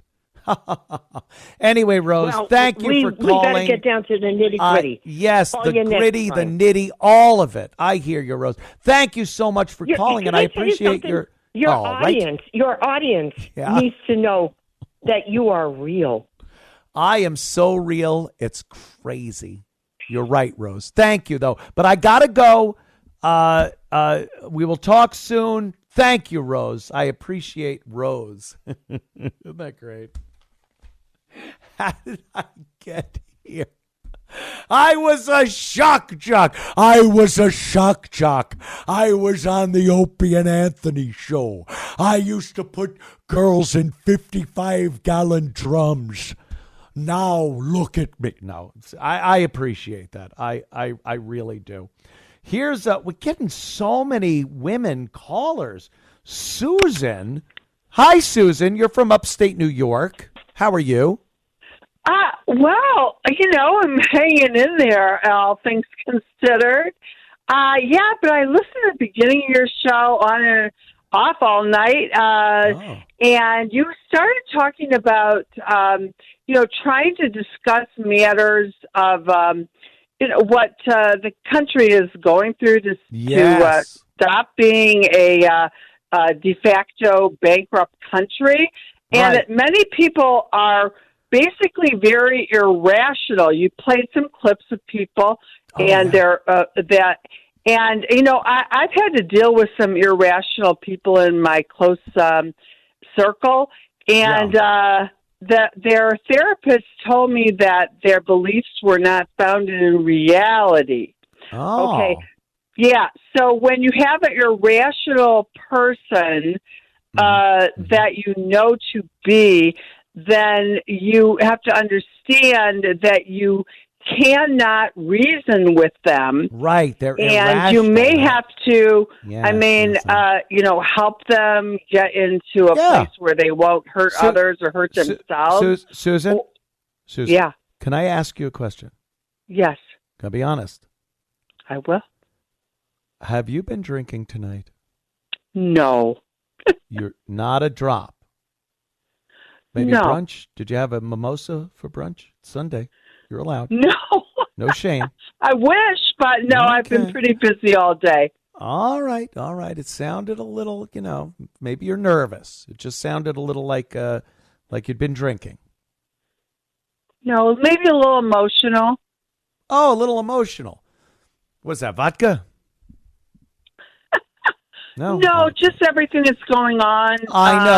I know, Susan. Look, people are irrational, and you see it on social media when you see these protesters, and you can't argue with them. You can't discuss it with them. You got neighbors like that up there in upstate New York that don't, or are they pretty like-minded?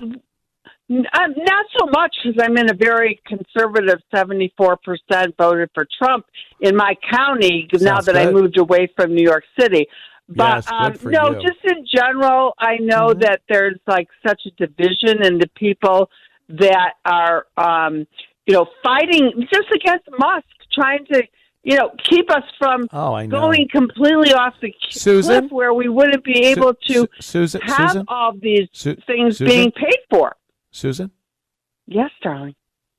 Spritzer? Maybe a wine spritzer?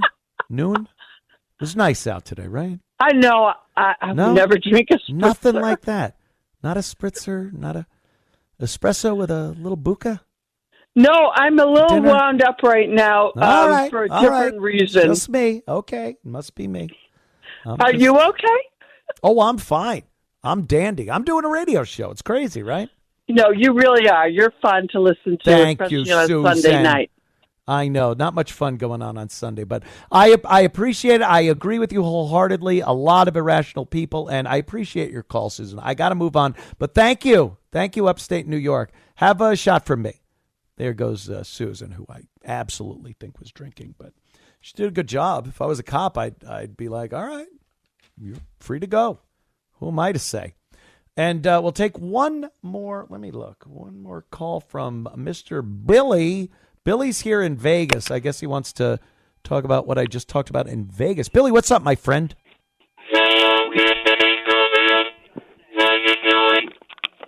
All right. All right. That's it sounds like a harmonica, but it might be one of those he smoked too much kazoos. I can't, my internet show, oh boy, I would keep him on the line for 2-3 hours.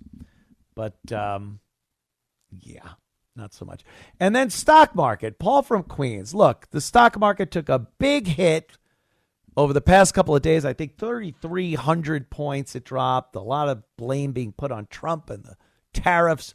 Let me see. Maybe Paul has some insight. Paul from Queens, what's up, man? Anthony, Oi. I want to say first off, I used to drive for a living, and I used to listen to you from 2000 to 2008 in that area, and you were great. You made me sane when I was driving. Thank and you, I think you Paul. were with Opie at the time. Yes. But my the Opie thing and is Anthony this. show. Yes. Before I was a driver, I worked in the stock market. I was down on Wall Street. And one thing I would say is this.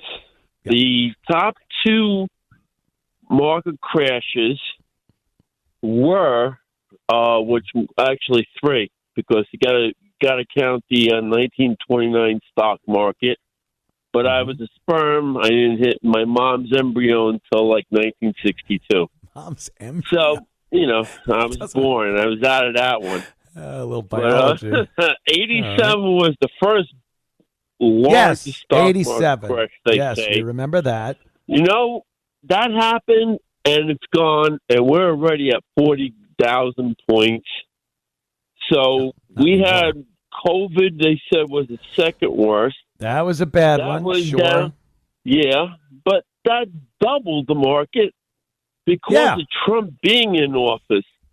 And Biden screwed it up because he blew up the balloons, inflated the market, and that's what happened. But Paul, I this think way.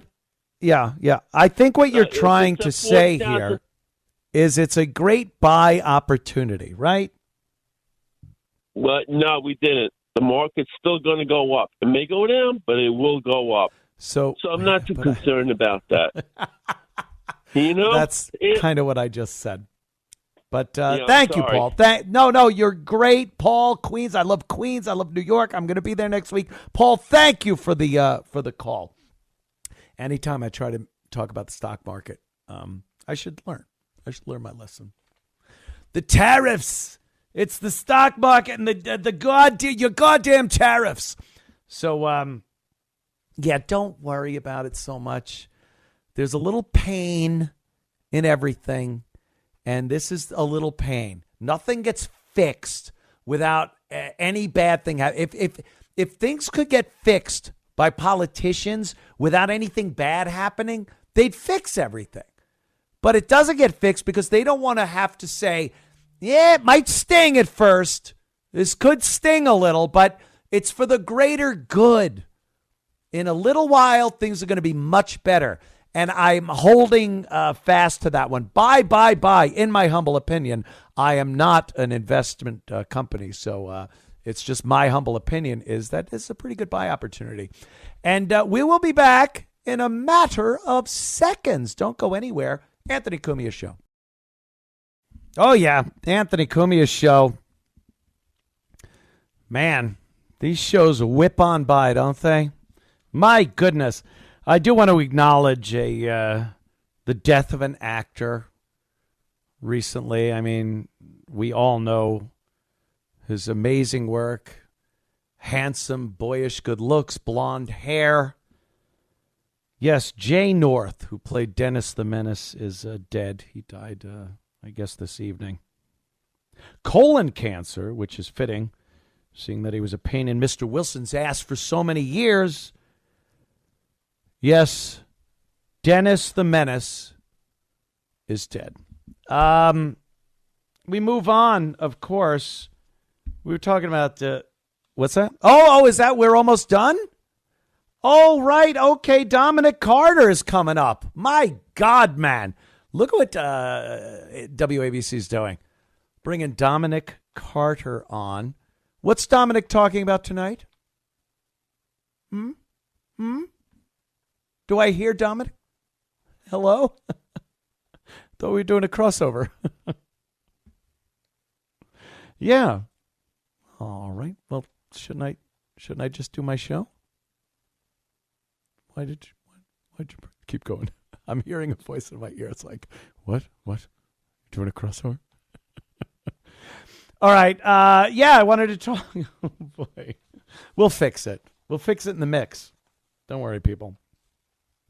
Where's that friggin' thing I had just before? Yeah, by the way, the tariffs and everything. Taiwan has already agreed to drop all tariffs on the United States, joining India, Israel, Vietnam, and Cambodia, who also intend to zero out their tariffs. So, everyone thinks the tariffs are just there and they're never going away. And it's just like, oh, no, turmoil, the stock market, they hate us. It's like it's meant to make the other country capitulate. They are harmed way more financially with American tariffs than we are by them, by anything they do. Let's be real. People think we put in tariffs, it affects us. Our market goes down, our prices go up, and we scream and everyone yells and gets mad at Trump. And then the other countries are just like, look at them suffer. No, they are suffering 10 times worse by not having our goods and services and having tariffs put on their goods and services. It's a ploy. It's a bargaining chip, a tactic. He doesn't put tariffs in place to go, well, there it is, forever and ever. Those are our tariffs. Gotta love a good tariff. It ends because the other countries go, oh, my God, we can't take this anymore. So relax. Bye. Yeah. Don't worry so much about that nonsense. All right? Good. All right. I guess we could take another call. Let's go. Oh, look at this. It's Michael. Talk to Michael. Michael, what's up, man? Yo. Michael Rockland. Listen, never heard you before. Oh, I love you. You're me. Day one, and I'm you. I think. Huh? Isn't that crazy? Day one, and I'm you already. You listen to me one show, and you go, "This guy is saying what I'm thinking." Exactly. I love it. Very good. I love it too. Keep Thank doing you, a good job. Michael. Where you're from, Rockland? How old a gentleman are you, if I may survey? I'm over 60. Okay. Well, who isn't these days? Well, I get it. All right, Michael. Thank you, man. I appreciate the call. That's pretty good. Here's Matt. Matt from the Bronx. Matt, what's up, my friend? Hey, good evening, Anthony, hope you're doing well. Good evening. I'm doing very well. I appreciate it. Thanks. All right, terrific. So I know we don't have a lot of time, but I wanted to point your direction to a great book on the immigration question. It's called The Culture of Critique by Dr. Kevin McDonald. I have heard of that. Yeah, okay, so great. So basically, I'd really highly recommend it to anybody who wants to understand how we got to this situation, starting with the 1965 Immigration Act that was passed during the Johnson administration. A lot of things happened by Johnson in the mid-'60s that screwed this country, but enough said. Go ahead. Yeah, definitely. So, really, Chuck Schumer was really being disingenuous when he said that the Great Replacement is simply a conspiracy theory. Listen, the Great Replacement is all over in front of you every time you walk down the street. When you look at MS-13 out on Long Island in the suburbs, decapitating American teenage girls in a public park, that's not a conspiracy theory. Again, it's literally in everybody's backyard. It's no longer the border states. It's in every state of the union. The Democrats and the liberals, starting in 1965, turned this country upside down and inside out with massive third world immigration. Yeah, and again, that was part of the plan. Yeah, I'm sorry. Go ahead. No, it was part of the plan. It's exactly what you're saying. Like, people want to make it sound like a conspiracy theory because then you're crazy for believing it. He believes in flying saucers and the Loch Ness Monster and that immigrants were purposefully brought into this country to undermine American values and the electoral system and everything. But it's not. That's true. That's real. It's not a conspiracy. Sure. And again, it's going to be the death of this country and every other European majority country if something is not done to avert it. And again, I know we don't have a lot of time. Really, find that book in the audience, The Culture of Critique by Dr. Kevin McDonald. You had to find out how we got to this situation in order to solve it. Cool, Matt. Thank you. I appreciate it. Thank you, man. There goes Matt. Where's Matt? There's one more thing maybe we can get to real quick. I know we only have a minute here about. Yeah, we're going to have to wait on that. I'm going to be on Dominic Carter's show. A quick little crossover, as I was talking about before. Because Dominic's coming on after my show here on Sundays on WABC New York. So we're gonna see what he's talking about. See what he's about, man. Other than that, what a fun-filled show. Don't forget, next week on this show, Sunday night, 8 p.m., Jim Norton. You know, I did a show with Jim Norton for many, many years. I adore the man, and it's going to be a hell of a lot of fun talking with little Jimmy. So join us next week. Until then, arrivederci, everybody. Anthony Cumia's show. Thanks for listening. This is New York's talk leader, the crown jewel of talk radio. WABC New York and 107.1 WLIR Hampton Bays. 77 WABC News starts now. 77 WABC News, 49 and cloudy. Good evening. I'm Liz Radabali. The public feud between Elon Musk and top Trump administration trade advisor Peter Navarro shows no signs of stopping. Elon, he's got X, he's got a big microphone. We don't mind him saying whatever he wants. Musk blasted Navarro on a very public stage, posting that new tariffs are a big mistake for America. Navarro made the rounds on Sunday talk shows trying to explain why the tariffs are a good thing. Musk has been an ardent supporter of President Trump, but disagrees when it comes to the tariffs. Over 1 million people took part in anti-Trump protests over the weekend. Chris Coraggio reports. Rallies were held in all 50 states as well as around the world in response to the Trump administration's actions. Organizers of the hands-off protests say they have 3 demands: an end to the billionaire takeover and rampant corruption of the Trump administration, an end to slashing federal funds for Medicaid, Social Security, and other programs working people rely on, and an end to the attacks on immigrants, trans people, and other communities. I'm Chris Coraggio. Lawyers with the Department of Justice say a federal judge cannot order the return of an immigrant that the DOJ admits was deported by mistake. Scott Carr reports. Kilmar Garcia was arrested in Maryland last month for allegedly having ties to MS-13 and was quickly deported to a prison in El Salvador. The Trump administration later called his deportation an oversight. Now a U.S. district judge says that Garcia needs to be returned to the U.S. by Monday night.